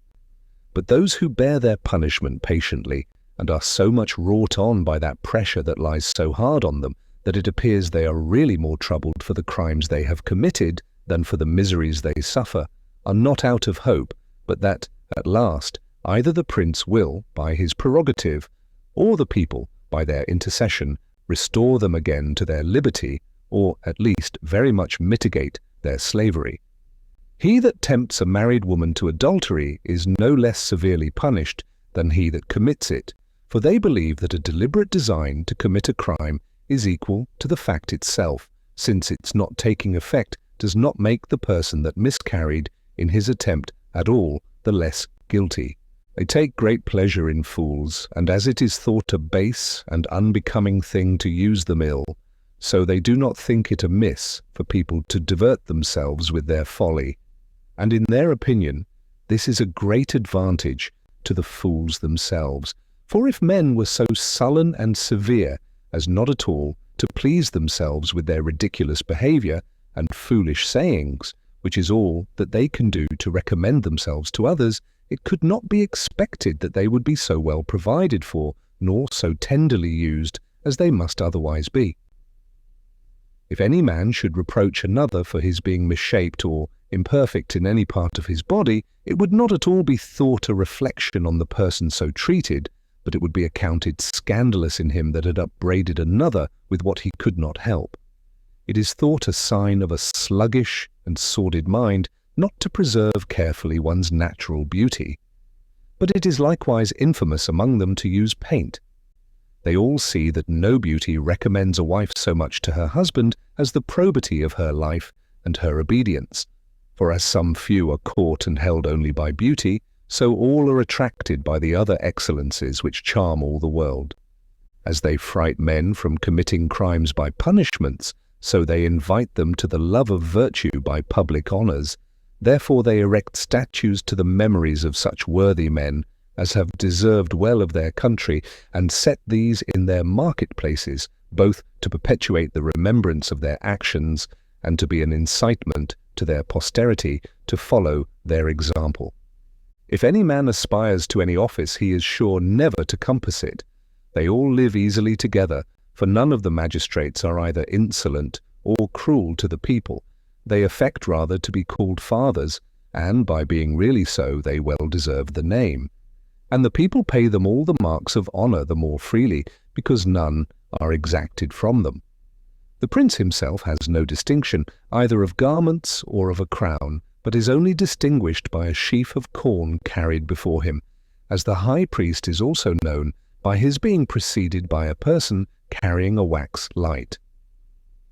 They have but few laws, and such is their constitution that they need not many. They very much condemn other nations whose laws, together with the commentaries on them, swell up to so many volumes, for they think it an unreasonable thing to oblige men to obey a body of laws that are both of such a bulk, and so dark as not to be read and understood by every one of the subjects. They have no lawyers among them, for they consider them as a sort of people whose profession it is to disguise matters and to wrest the laws, and therefore they think it is much better that every man should plead his own cause and trust it to the judge, as in other places the client trusts it to a counsellor. By this means they both cut off many delays and find out truth more certainly. For after the parties have laid open the merits of the cause, without those artifices which lawyers are apt to suggest, the judge examines the whole matter and supports the simplicity of such well-meaning persons, whom otherwise crafty men would be sure to run down, and thus they avoid those evils which appear very remarkably among all those nations that labour under a vast load of laws.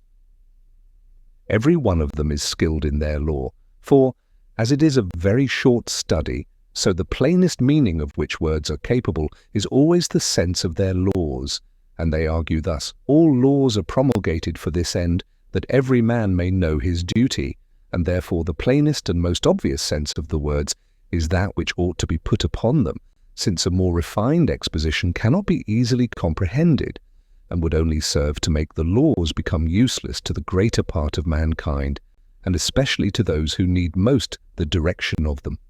For it is all one not to make a law at all, or to couch it in such terms that, without a quick apprehension and much study, a man cannot find out the true meaning of it, since the generality of mankind are both so dull and so much employed in their several trades, that they have neither the leisure nor the capacity requisite for such an inquiry.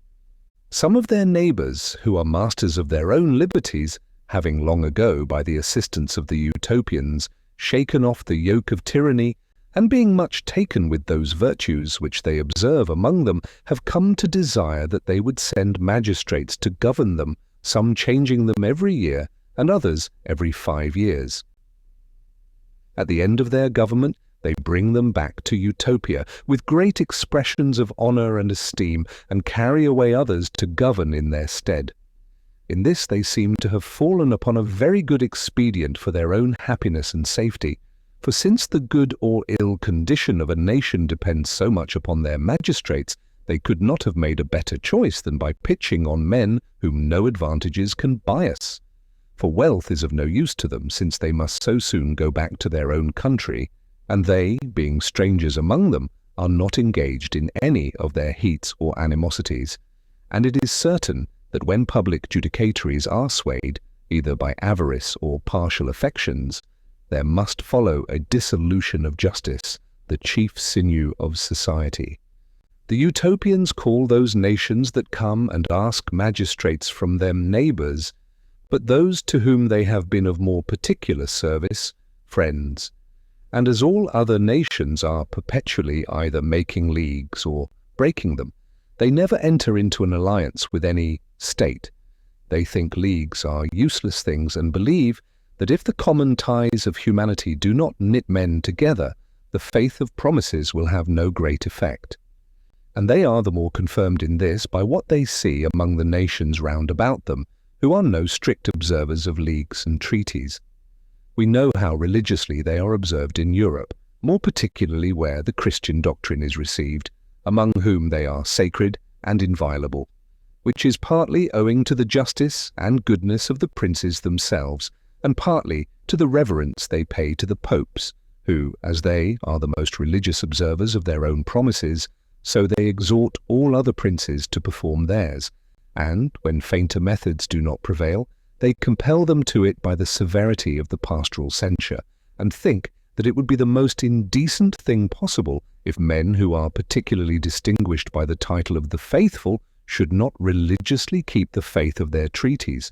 But in that new-found world, which is not more distant from us in situation than the people are in their manners and course of life, there is no trusting to leagues, even though they were made with all the pomp of the most sacred ceremonies. On the contrary, they are on this account the sooner broken, some slight pretence being found in the words of the treaties, which are purposely couched in such ambiguous terms that they can never be so strictly bound, but they will always find some loophole to escape at, and thus they break both their leagues and their faith.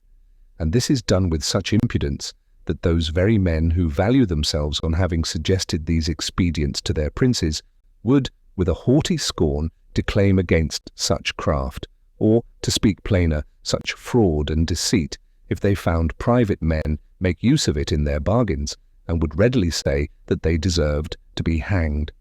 By this means it is that all sort of justice passes in the world for a low-spirited and vulgar virtue far below the dignity of royal greatness. Or at least there are set up two sorts of justice. The one is mean and creeps on the ground and therefore becomes none but the lower part of mankind, and so must be kept in severely by many restraints, that it may not break out beyond the bounds that are set to it. The other is the peculiar virtue of princes, which, as it is more majestic than that which becomes the rabble, so takes a freer compass, and thus lawful and unlawful are only measured by pleasure and interest. These practices of the princes that lie about Utopia, who make so little account of their faith, seem to be the reasons that determine them to engage in no confederacy. Perhaps they would change their mind if they lived among us, but yet, though treaties were more religiously observed, they would still dislike the custom of making them, since the world has taken up a false maxim upon it, as if there were no tie of nature uniting one nation to another, only separated perhaps by a mountain or a river, and that all were born in a state of hostility, and so might lawfully do all that mischief to their neighbours against which there is no provision made by treaties, and that when treaties are made, they do not cut off the enmity or restrain the license of preying upon each other, if, by the unskilfulness of wording them, there are not effectual provisos made against them. They, on the other hand, judge that no man is to be esteemed our enemy that has never injured us, and that the partnership of human nature is instead of a league, and that kindness and good nature unite men more effectually and with greater strength than any agreements whatsoever, since thereby the engagements of men's hearts become stronger than the bond and obligation of words, of their military discipline. They detest war as a very brutal thing, and which, to the reproach of human nature, is more practiced by men than by any sort of beasts. They, in opposition to the sentiments of almost all other nations, think that there is nothing more inglorious than that glory that is gained by war. And therefore, though they accustom themselves daily to military exercises and the discipline of war, in which not only their men but their women likewise are trained up, that, in cases of necessity, they may not be quite useless, yet they do not rashly engage in war unless it be either to defend themselves or their friends from any unjust aggressors, or out of good nature or in compassion assist an oppressed nation in shaking off the yoke of tyranny. They indeed help their friends not only in defensive but also in offensive wars, but they never do that unless they had been consulted before the breach was made, and, being satisfied with the grounds on which they went, they had found that all demands of reparation were rejected, so that a war was unavoidable. This they think to be not only just when one neighbour makes an inroad on another by public order and carries away the spoils, but when the merchants of one country are oppressed in another, either under pretence of some unjust laws or by the perverse wresting of good ones. This they count a juster cause of war than the other, because those injuries are done under some colour of laws. This was the only ground of that war in which they engaged with the Nephologetes against the Aleopolitanes, a little before our time, for the merchants of the former having, as they thought, met with great injustice among the latter, which, whether it was in itself right or wrong, drew on a terrible war, in which many of their neighbours were engaged, and their keenness in carrying it on being supported by their strength in maintaining it, it not only shook some very flourishing states, and very much afflicted others, but, after a series of much mischief, ended in the entire conquest and slavery of the Aleopolitanes, who, though before the war they were in all respects much superior to the Nephologetes, were yet subdued. But though the Utopians had assisted them in the war, yet they pretended to no share of the spoil. But, though they so vigorously assist their friends in obtaining reparation for the injuries they have received in affairs of this nature, yet if any such frauds were committed against themselves, provided no violence was done to their persons, they would only, on their being refused satisfaction, forbear trading with such a people. This is not because they consider their neighbours more than their own citizens, but since their neighbours trade everyone upon his own stock, fraud is a more sensible injury to them than it is to the Utopians, among whom the public, in such a case, only suffers, as they expect no thing in return for the merchandise they export, but that in which they so much abound and is of little use to them, the loss does not much affect them. They think, therefore, it would be too severe to revenge a loss attended with so little inconvenience, either to their lives or their subsistence, with the death of many persons. But if any of their people are either killed or wounded wrongfully, whether it be done by public authority or only by private men, as soon as they hear of it, they send ambassadors and demand that the guilty persons may be delivered up to them, and if that is denied, they declare war.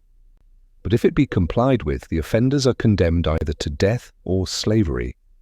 They would be both troubled and ashamed of a bloody victory over their enemies,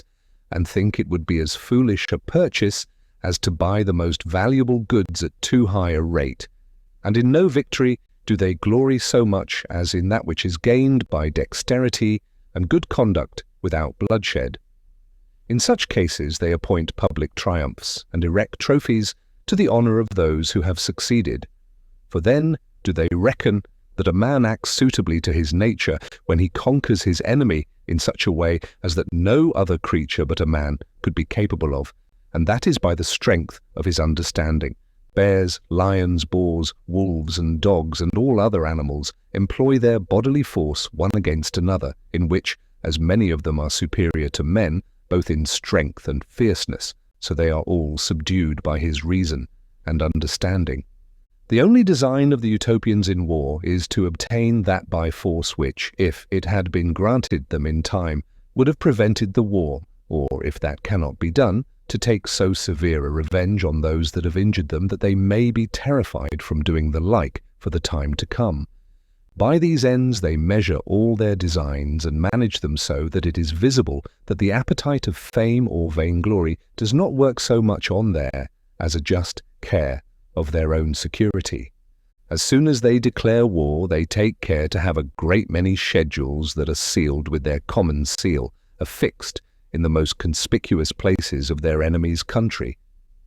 This is carried secretly and done in many places all at once. In these they promise great rewards to such as shall kill the prince,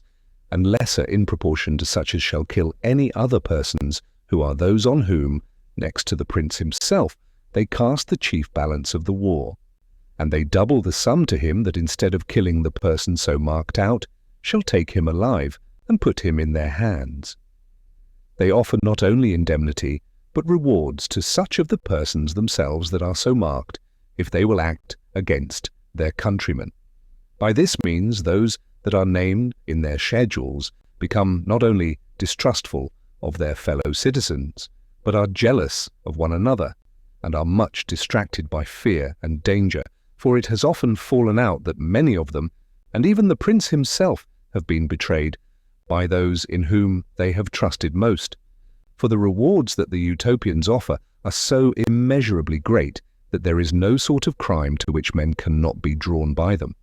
They consider the risk that those run who undertake such services, and offer a recompense proportioned to the danger, not only a vast deal of gold, but great revenues in lands that lie among other nations, that are their friends, where they may go and enjoy them very securely, and they observe the promises they make of their kind most religiously.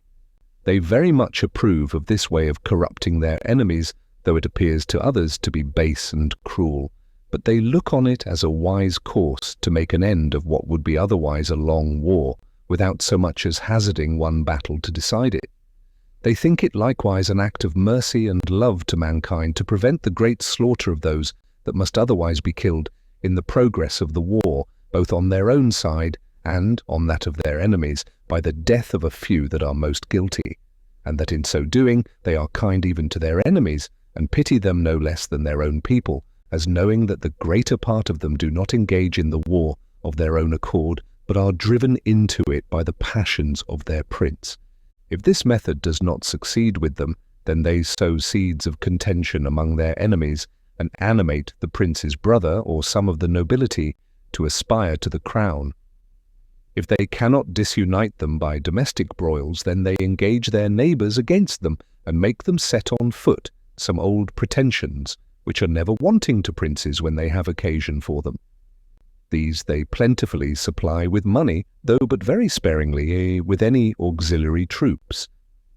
For they are so tender of their own people that they would not willingly exchange one of them, even with the prince of their enemy's country. But as they keep their gold and silver only for such an occasion, so when that offers itself, they easily part with it, since it would be no convenience to them, though they should reserve nothing of it to themselves. For besides the wealth that they have among them at home, they have a vast treasure abroad, many nations round about them being deep in their debt, so that they hire soldiers from all places for carrying on their wars, but chiefly from the Zapolets, who live 500 miles east of Utopia. They are a rude, wild, and fierce nation, who delight in the woods and rocks among which they were born and bred up. They are hardened both against heat, cold, and labour, and know nothing of the delicacies of life. They do not apply themselves to agriculture, nor do they care either for their houses or their clothes. Cattle is all that they look after. And for the greatest part they live either by hunting or upon rapine, and are made, as it were, only for war. They watch all opportunities of engaging in it, and very readily embrace such as are offered them. Great numbers of them will frequently go out and offer themselves for a very low pay to serve any that will employ them. They know none of the arts of life, but those that lead to the taking it away. They serve those that hire them, both with much courage and great fidelity, but will not engage to serve for any determined time, and agree upon such terms that the next day they may go over to the enemies of those whom they serve, if they offer them a greater encouragement, and will perhaps return to them the day after that upon a higher advance of their pay. There are few wars in which they make not a considerable part of the armies of both sides, so it often falls out that they who are related and were hired in the same country, and so have lived long and familiarly together, forgetting both their relations and former friendship, kill one another upon no other consideration than that of being hired to it for a little money by princes of different interests, and such a regard have they for money that they are easily wrought on by the difference of 1 penny a day to change sides. So entirely does their avarice influence them. And yet this money which they value so highly is of little use to them. For what they purchase thus with their blood, they quickly waste on luxury, which among them is but of a poor and miserable form. This nation serves the Utopians against all people whatsoever, for they pay higher than any other. The Utopians hold this for a maxim, that as they seek out the best sort of men for their own use at home, so they make use of this worst sort of men for the consumption of war,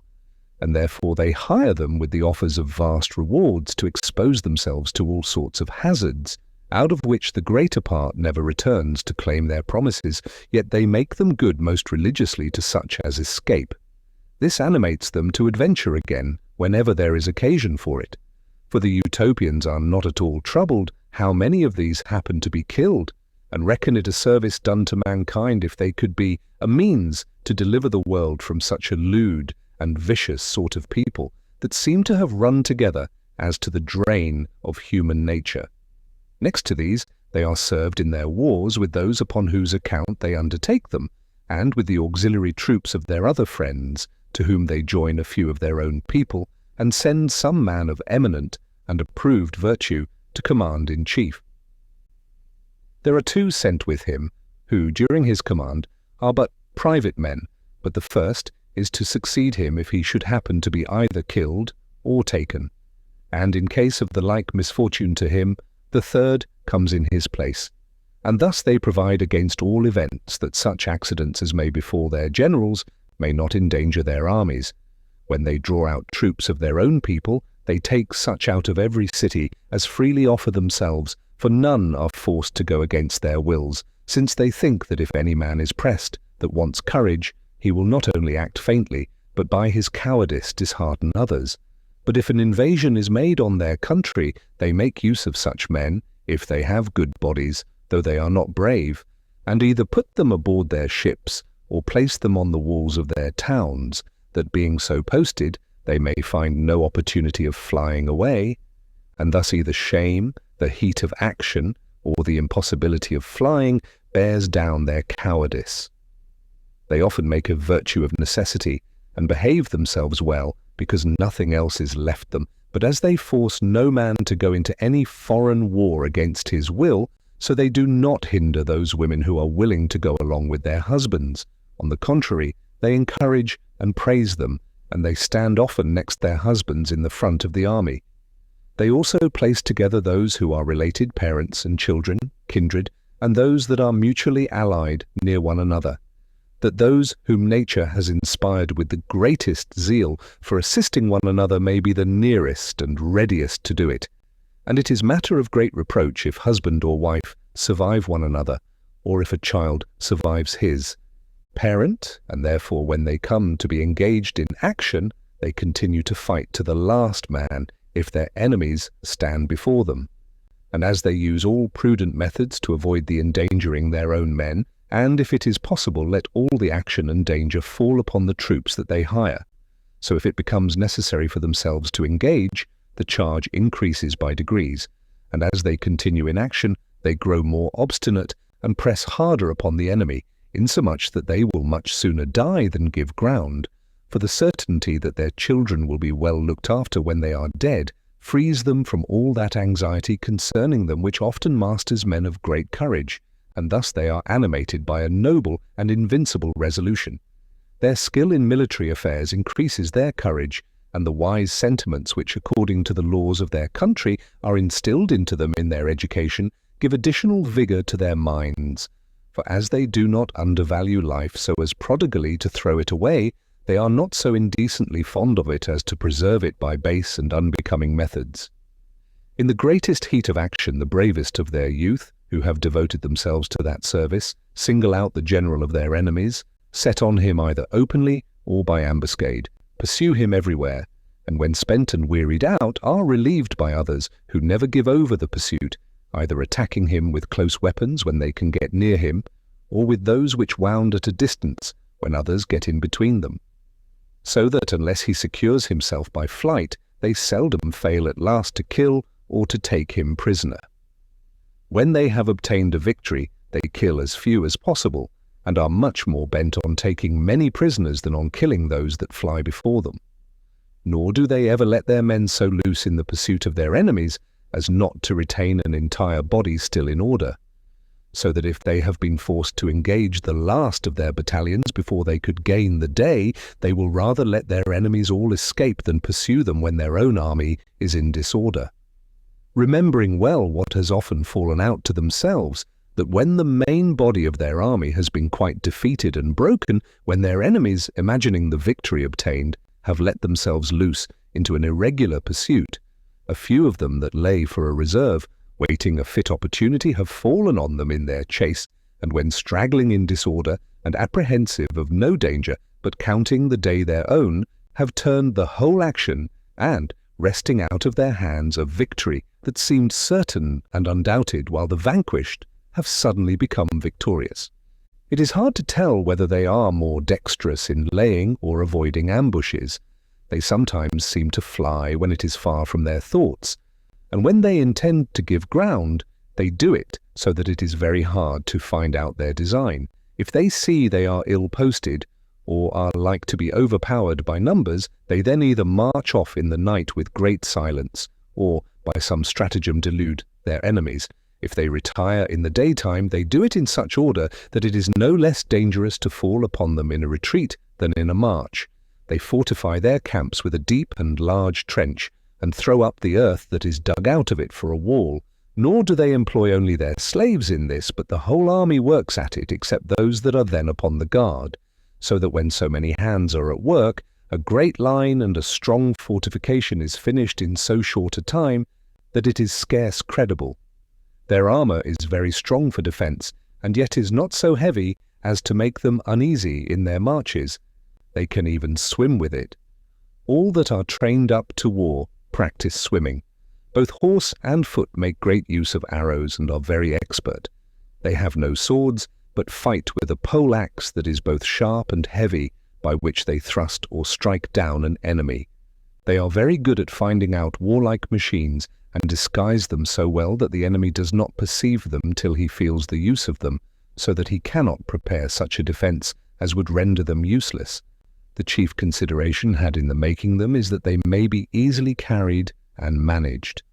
If they agree to a truce, they observe it so religiously that no provocations will make them break it. They never lay their enemy's country waste, nor burn their corn, and even in their marches they take all possible care that neither horse nor foot may tread it down, for they do not know but that they may have use for it themselves. They hurt no man whom they find disarmed, unless he is a spy.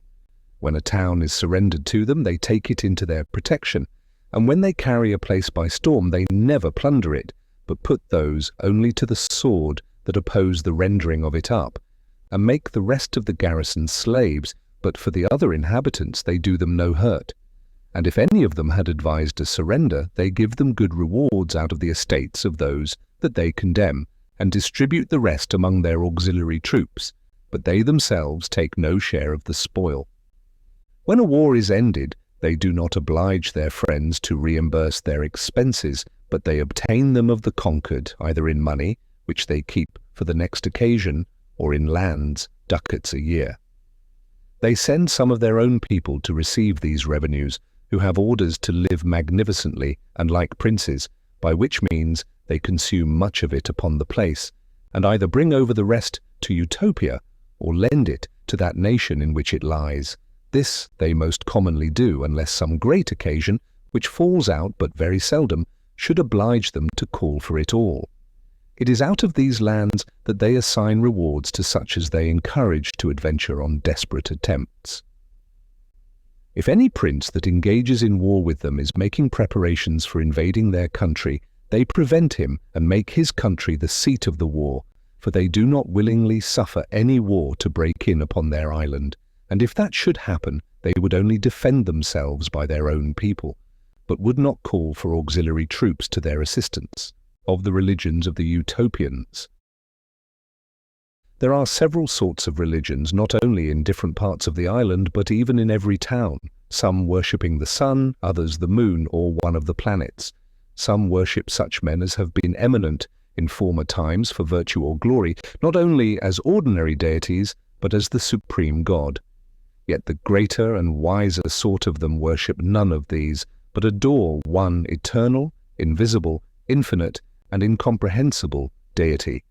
as a being that is far above all our apprehensions, that is spread over the whole universe, not by his bulk, but by his power and virtue.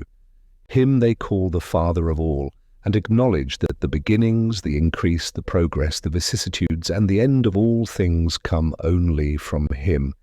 nor do they offer divine honours to any but to him alone. And indeed, though they differ concerning other things, yet all agree in this, that they think there is one supreme being that made and governs the world, whom they call, in the language of their country, Mithras.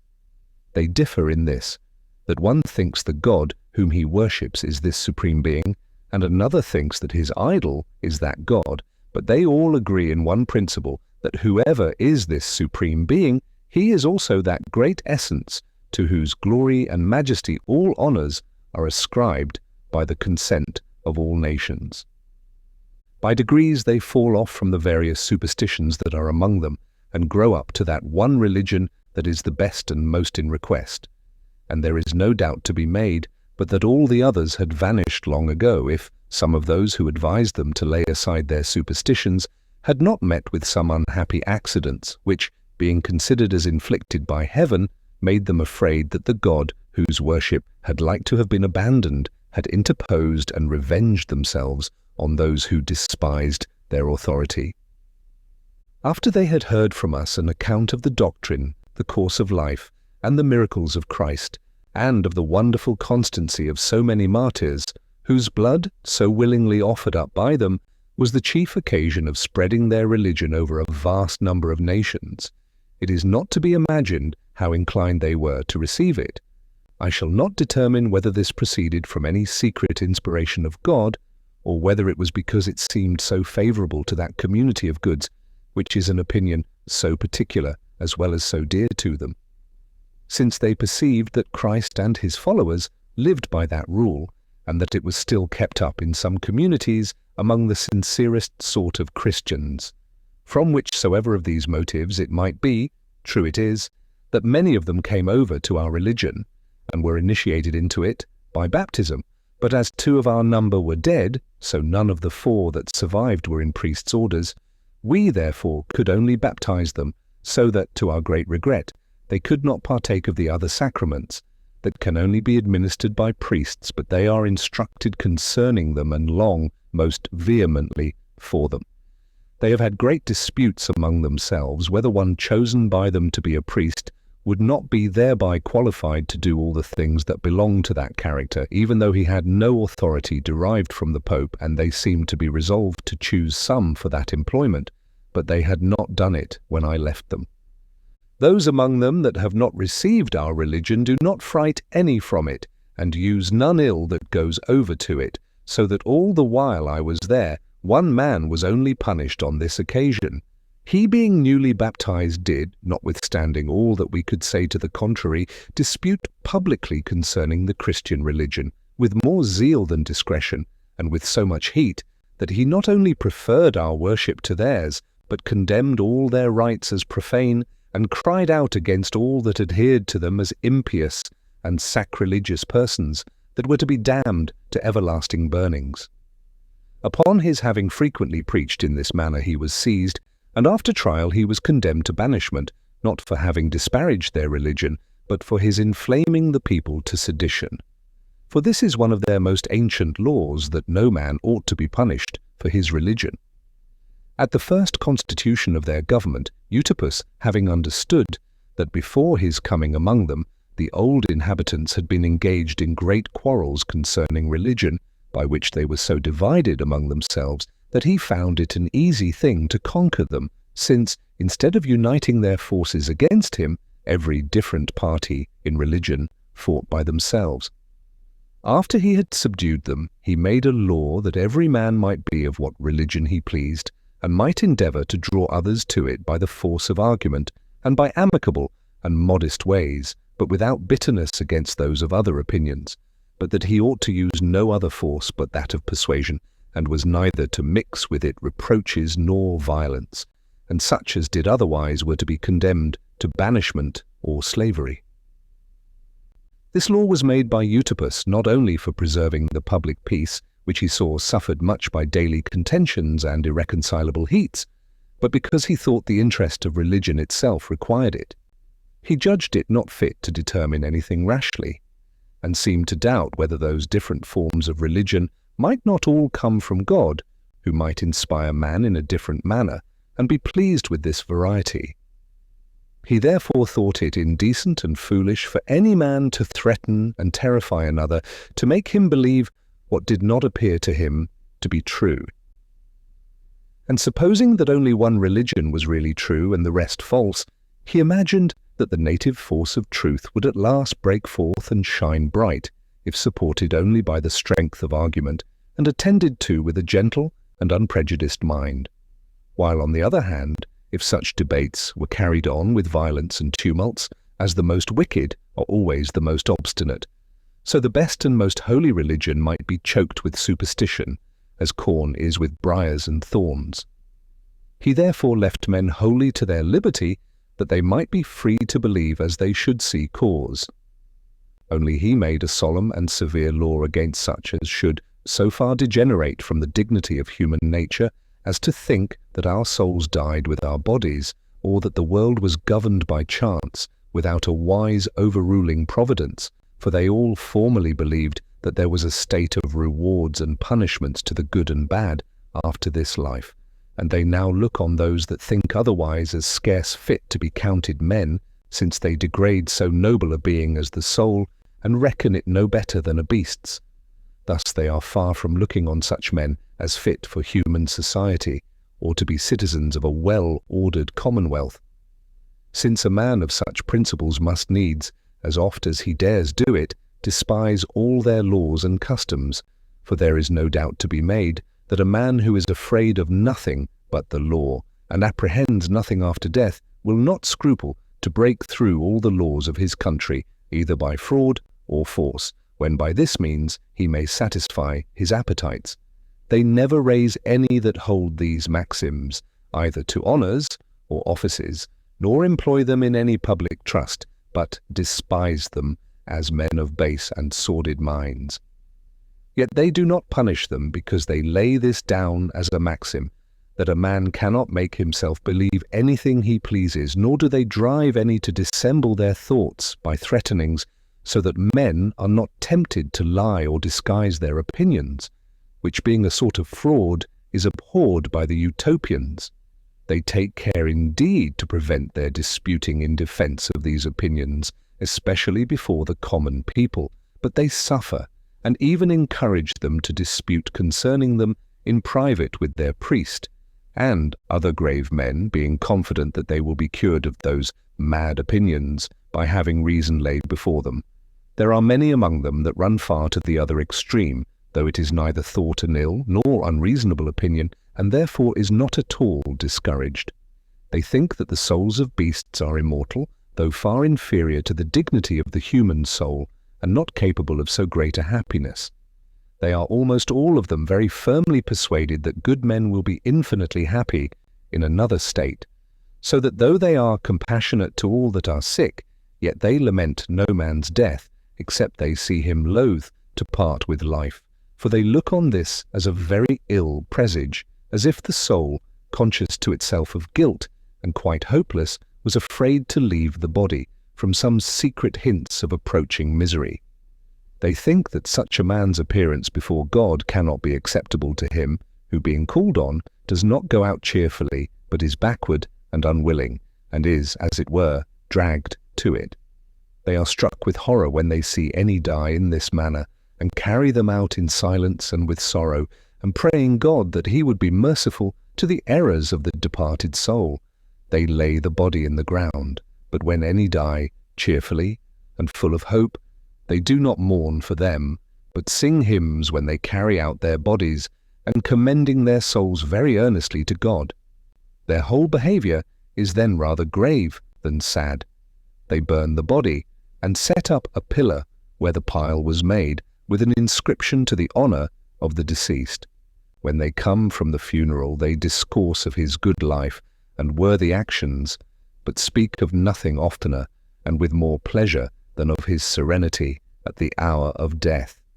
They think such respect paid to the memory of good men is both the greatest incitement to engage others to follow their example, and the most acceptable worship that can be offered them, for they believe that though by the imperfection of human sight they are invisible to us, yet they are present among us, and hear those discourses that pass concerning themselves.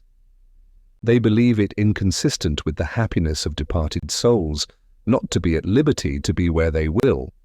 and do not imagine them capable of the ingratitude of not desiring to see those friends with whom they lived on earth in the strictest bonds of love and kindness. Besides, they are persuaded that good men, after death, have these affections, and all other good dispositions increased rather than diminished, and therefore conclude that they are still among the living, and observe all they say or do. From hence they engage in all their affairs with the greater confidence of success, as trusting to their protection. While this opinion of the presence of their ancestors is a restraint that prevents their engaging in ill designs. They despise and laugh at auguries, and the other vain and superstitious ways of divination, so much observed among other nations, but have great reverence for such miracles as cannot flow from any of the powers of nature, and look on them as effects and indications of the presence of the Supreme Being, of which they say many instances have occurred among them, and that sometimes their public prayers, which upon great and dangerous occasions they have solemnly put up to God, with assured confidence of being heard, have been answered in a miraculous manner. They think the contemplating God in his works and the adoring him for them is a very acceptable piece of worship to him. There are many among them that upon a motive of religion neglect learning, and apply themselves to no sort of study. Nor do they allow themselves any leisure time, but are perpetually employed, believing that by the good things that a man does he secures to himself that happiness that comes after death. Some of these visit the sick, others mend highways, cleanse ditches, repair bridges, or dig turf, gravel, or stone. Others fell and cleave timber, and bring wood, corn, and other necessaries on carts into their towns. Nor do these only serve the public, but they serve even private men, more than the slaves themselves do. For if there is anywhere a rough, hard, and sordid piece of work to be done, from which many are frightened by the labour and loathsomeness of it, if not the despair of accomplishing it, they cheerfully, and of their own accord, take that to their share. And by that means, as they ease others very much, so they afflict themselves, and spend their whole life in hard labour, and yet they do not value themselves upon this, nor lessen other people's credit to raise their own. But by their stooping to such servile employments they are so far from being despised that they are so much the more esteemed by the whole nation. Of these there are two sorts.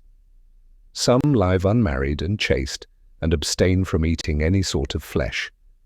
and thus weaning themselves from all the pleasures of the present life, which they account hurtful, they pursue, even by the hardest and painfulest methods possible, that blessedness which they hope for hereafter, and the nearer they approach to it, they are the more cheerful and earnest in their endeavours after it. Another sort of them is less willing to put themselves to much toil, and therefore prefer a married state to a single one, and as they do not deny themselves the pleasure of it, so they think the begetting of children is a debt which they owe to human nature and to their country. Nor do they avoid any pleasure that does not hinder labour, and therefore eat flesh so much the more willingly, as they find that by this means they are the more able to work. The Utopians look upon these as the wiser sect, but they esteem the others as the most holy. They would indeed laugh at any man who, from the principles of reason, would prefer an unmarried state to a married, or a life of labour to an easy life. But they reverence and admire such as do it from the motives of religion. There is nothing in which they are more cautious than in giving their opinion positively concerning any sort of religion. The men that lead those severe lives are called, in the language of their country, brutescas, which answers to those we call religious orders.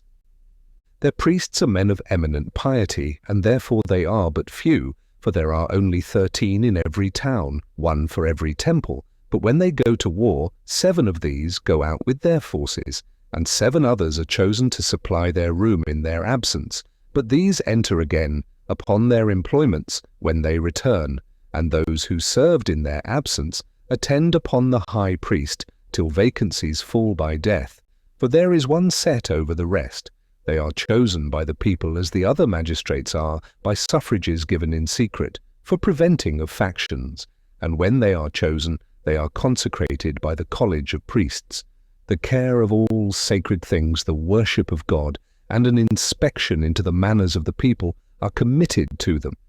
It is a reproach to a man to be sent for by any of them, or for them to speak to him in secret, for that always gives some suspicion. All that is incumbent on them is only to exhort and admonish the people, for the power of correcting and punishing ill men belongs wholly to the prince and to the other magistrates. The severest thing that the priest does is the excluding those that are desperately wicked from joining in their worship. There is not any sort of punishment more dreaded by them than this, for as it loads them with infamy, so it fills them with secret horrors. Such is their reverence to their religion. Nor will their bodies be long exempted from their share of trouble, for if they do not very quickly satisfy the priests of the truth of their repentance, they are seized on by the Senate and punished for their impiety. The education of youth belongs to the priests, yet they do not take so much care of instructing them in letters as in forming their minds and manners aright. They use all possible methods to infuse very early into the tender and flexible minds of children such opinions as are both good in themselves and will be useful to their country. For when deep impressions of these things are made at that age, they follow men through the whole course of their lives and conduce much to preserve the peace of the government, which suffers by nothing more than by vices that rise out of ill opinions. The wives of their priests are the most extraordinary women of the whole country. Sometimes the women themselves are made priests, though that falls out but seldom, nor are any but ancient widows chosen into that order. None of the magistrates have greater honor paid them than is paid the priests, and if they should happen to commit any crime, they would not be questioned for it. Their punishment is left to God and to their own consciences, for they do not think it lawful to lay hands on any man, how wicked soever he is, that has been, in a peculiar manner, dedicated to God. Nor do they find any great inconvenience in this, both because they have so few priests and because these are chosen with much caution, so that it must be a very unusual thing to find one who, merely out of regard to his virtue, and for his being esteemed a singularly good man, was raised up to so great a dignity, degenerate into corruption and vice. And if such a thing should fall out, for man is a changeable creature, yet there being few priests, and these having no authority but what rises out of the respect that is paid them, nothing of great consequence to the public can proceed from the indemnity that the priests enjoy. They have indeed very few of them, lest greater numbers, sharing in the same honor, might make the dignity of that order, which they esteem so highly, to sink in its reputation. They also think it difficult to find out many of such an exalted pitch of goodness as to be equal to that dignity which demands the exercise of more than ordinary virtues. Nor are the priests in greater veneration among them than they are among their neighboring nations, as you may imagine by that which I think gives occasion for it. When the Utopians engage in battle, the priests who accompany them to the war, apparelled in their sacred vestments, kneel down during the action in a place not far from the field, and, lifting up their hands to heaven, pray, first for peace, and then for victory, to their own side, and particularly that it may be gained without the effusion of much blood on either side. And when the victory turns to their side, they run in among their own men to restrain their fury. And if any of their enemies see them or call to them, they are preserved by that means. And such as can come so near them as to touch their garments have not only their lives, but their fortune secured to them. It is upon this account that all the nations round about consider them so much, and treat them with such reverence, that they have been often no less able to preserve their own people from the fury of their enemies than to save their enemies from their rage. For it has sometimes fallen out that when their armies have been in disorder and forced to fly, so that their enemies were running upon the slaughter and spoil, the priests by interposing have separated them from one another, and stopped the effusion of more blood, so that by their mediation a peace has been concluded on very reasonable terms. Nor is there any nation about them so fierce, cruel, or barbarous as not to look upon their persons as sacred and inviolable. The first and the last day of the month and of the year is a festival. They measure their months by the course of the moon, and their years by the course of the sun. The first days are called in their language the Cinemernes, and the last the Trapemernes, which answers in our language to the festival that begins or ends the season. They have magnificent temples that are not only nobly built, but extremely spacious, which is the more necessary, as they have so few of them. They are a little dark within, which proceeds not from any error in the architecture, but is done with design. For their priests think that too much light dissipates the thoughts, and that a more moderate degree of it both recollects the mind and raises devotion. Though there are many different forms of religion among them, yet all these, how various soever, agree in the main point, which is the worshipping the divine essence, and therefore there is nothing to be seen or heard in their temples in which the several persuasions among them may not agree. For every sect performs those rites that are peculiar to it in their private houses, nor is there anything in the public worship that contradicts the particular ways of those different sects. There are no images for God in their temples, so that everyone may represent him to his thoughts according to the way of his religion, nor do they call this one God by any other name but that of Mithras, which is the common name by which they all express the divine essence, whatsoever otherwise they think it to be. Nor are there any prayers among them but such as every one of them may use without prejudice to his own opinion. They meet in their temples on the evening of the festival that concludes a season, and not having yet broke their fast, they thank God for their good success during that year or month, which is then at an end. And the next day, being that which begins the new season, they meet early in their temples to pray for the happy progress of all their affairs during that period upon which they then enter.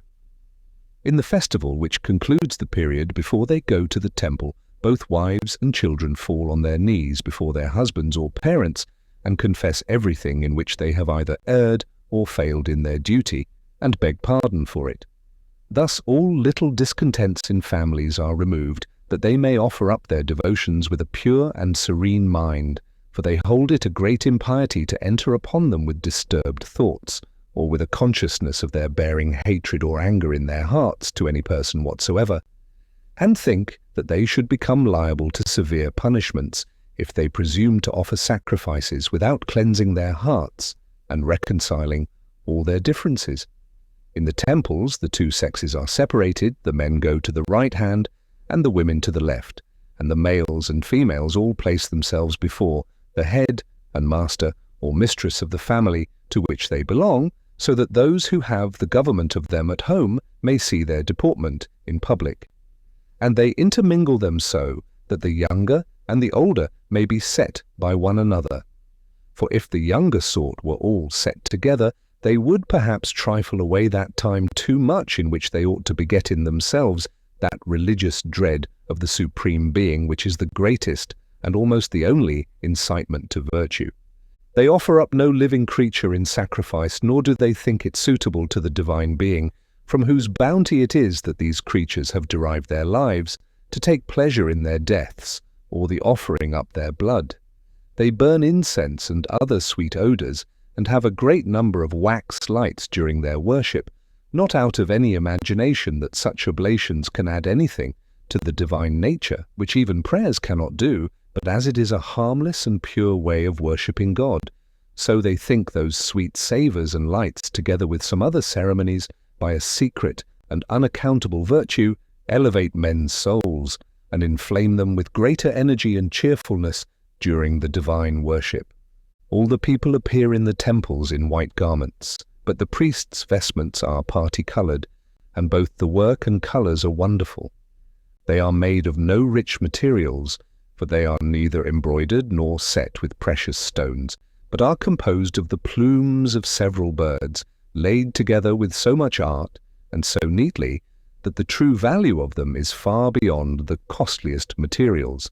They say that in the ordering and placing those plumes some dark mysteries are represented, which passed down among their priests in a secret tradition concerning them, and that they are as hieroglyphics, putting them in mind of the blessing that they have received from God, and of their duties both to Him and to their neighbours. As soon as the priest appears in those ornaments, they all fall prostrate on the ground, with so much reverence and so deep a silence, that such as look on cannot but be struck with it, as if it were the effect of the appearance of a deity. After they have been for some time in this posture, they all stand up upon a sign given by the priest, and sing hymns to the honour of God, some musical instruments playing all the while. These are quite of another form than those used among us, but as many of them are much sweeter than ours, so others are made use of by us. Yet in one thing they very much exceed us. All their music, both vocal and instrumental, is adapted to imitate and express the passions, and is so happily suited to every occasion, that whether the subject of the hymn be cheerful, or formed to soothe or trouble the mind, or to express grief or remorse, the music takes the impression of whatever is represented, affects and kindles the passions, and works the sentiments deep into the hearts of the hearers. When this is done, both priests and people offer up very solemn prayers to God in a set form of words, and these are so composed that whatsoever is pronounced by the whole assembly may be likewise applied by every man in particular to his own condition. In these they acknowledge God to be the author and governor of the world, and the fountain of all the good they receive, and therefore offer up to Him their thanksgiving, and in particular bless Him for His goodness, in ordering it so that they are born under the happiest government in the world, and are of a religion which they hope is the truest of all others.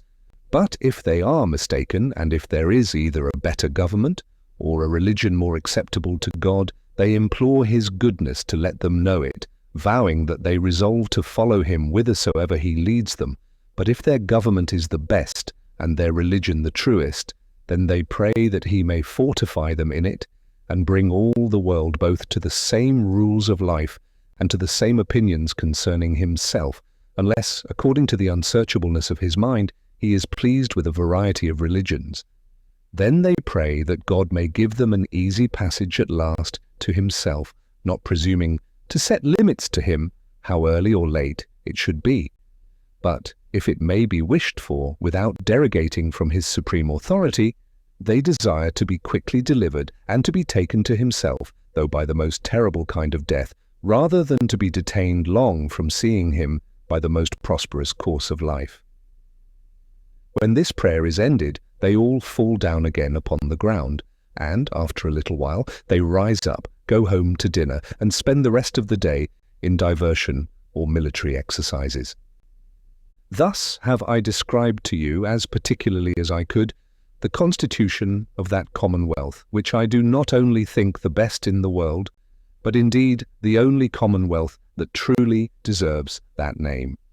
In all other places it is visible that while people talk of a commonwealth, every man only seeks his own wealth, but there, where no man has any property, all men zealously pursue the good of the public. And indeed, it is no wonder to see men act so differently. For in other commonwealths every man knows that unless he provides for himself, how flourishing soever the commonwealth may be, he must die of hunger, so that he sees the necessity of preferring his own concerns to the public. But in Utopia, where every man has a right to everything, they all know that if care is taken to keep the public stores full, no private man can want anything. For among them there is no unequal distribution, so that no man is poor, none in necessity, and though no man has anything, yet they are all rich. For what can make a man so rich as to lead a serene and cheerful life, free from anxieties, neither apprehending want himself, nor vexed with the endless complaints of his wife? He is not afraid of the misery of his children, nor is he contriving how to raise a portion for his daughters, but is secure in this, that both he and his wife, his children and grandchildren, to as many generations as he can fancy, will all live both plentifully and happily. Since among them there is no less care taken of those who were once engaged in labour, but grow afterwards unable to follow it, than there is elsewhere of these that continue still employed. I would gladly hear any man compare the justice that is among them with that of all other nations. Among whom may I perish, if I see anything that looks either like justice or equity. For what justice is there in this, that a nobleman, a goldsmith, a banker, or any other man that either does nothing at all, or, at best, is employed in things that are of no use to the public, should live in great luxury and splendour upon what is so ill acquired, and a mean man, a carter, a smith, or a ploughman, that works harder even than the beasts themselves, and is employed in labours so necessary that no commonwealth could hold out a year without them, can only earn so poor a livelihood and must lead so miserable a life, that the condition of the beasts is much better than theirs. For as the beasts do not work so constantly, so they feed almost as well and with more pleasure, and have no anxiety about what is to come, whilst these men are depressed by a barren and fruitless employment, and tormented with the apprehensions of want in their old age. Since that which they get by their daily labour does but maintain them at present, and is consumed as fast as it comes in, there is no overplus left to lay up for old age. Is not that government both unjust and ungrateful, that is so prodigal of its favours to those that are called gentlemen or goldsmiths, or such others who are idle, or live either by flattery or by contriving the arts of vain pleasure, and, on the other hand, takes no care of those of a meaner sort, such as ploughmen, colliers, and smiths, without whom it could not subsist. But after the public has reaped all the advantage of their service, and they come to be oppressed with age, sickness, and want, all their labours and the good they have done is forgotten, and all the recompense given them is that they are left to die in great misery. The richer sort are often endeavouring to bring the hire of labourers lower, not only by their fraudulent practices, but by the laws which they procure to be made to that effect, so that though it is a thing most unjust in itself to give such small rewards to those who deserve so well of the public, yet they have given those hardships the name and colour of justice by procuring laws to be made for regulating them. Therefore I must say that as I hope for mercy, I can have no other notion of all the other governments that I see or know, than that they are a conspiracy of the rich, who, on pretence of managing the public, only pursue their private ends, and devise all the ways and arts they can find out. First, that they may, without danger, preserve all that they have so ill acquired, and then that they may engage the poor to toil and labour for them at as low rates as possible, and oppress them as much as they please. And if they can but prevail to get these contrivances established by the show of public authority, which is considered as the representative of the whole people, then they are accounted laws. Yet these wicked men, after they have, by a most insatiable covetousness, divided that among themselves with which all the rest might have been well supplied, are far from that happiness that is enjoyed among the Utopians. For the use as well as the desire of money being extinguished, much anxiety and great occasions of mischief is cut off with it, and who does not see that the frauds, thefts, robberies, quarrels, tumults, contentions, seditions, murders, treacheries, and witchcrafts, which are indeed rather punished than restrained by the 70s of law, would all fall off if money were not any more valued by the world. Men's fears, solicitudes, cares, labours, and watchings would all perish in the same moment with the value of money. Even poverty itself, for the relief of which money seems most necessary, would fall. But in order to the apprehending this aright, take one instance. Consider any year that has been so unfruitful that many thousands have died of hunger, and yet if, at the end of that year, a survey was made of the granaries of all the rich men that have hoarded up the corn, it would be found that there was enough among them to have prevented all that consumption of men that perished in misery,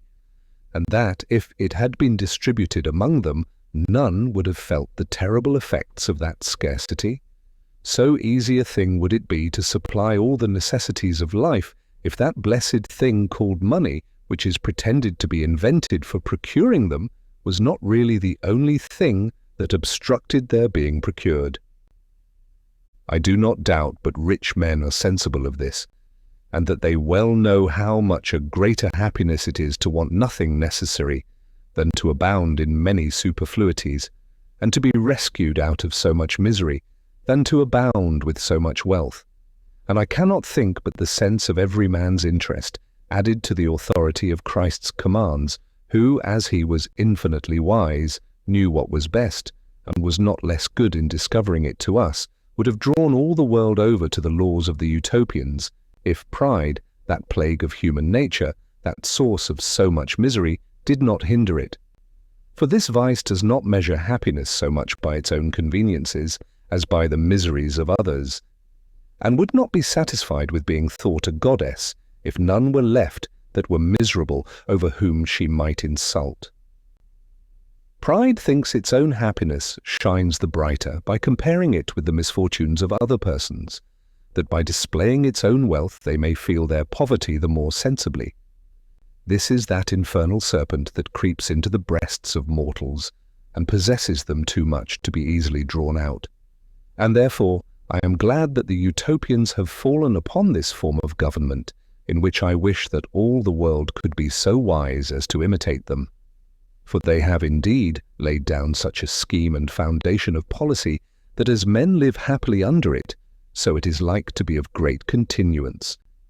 For they, having rooted out of the minds of their people all the seeds, both of ambition and faction, there is no danger of any commotions at home, which alone has been the ruin of many states that seemed otherwise to be well secured.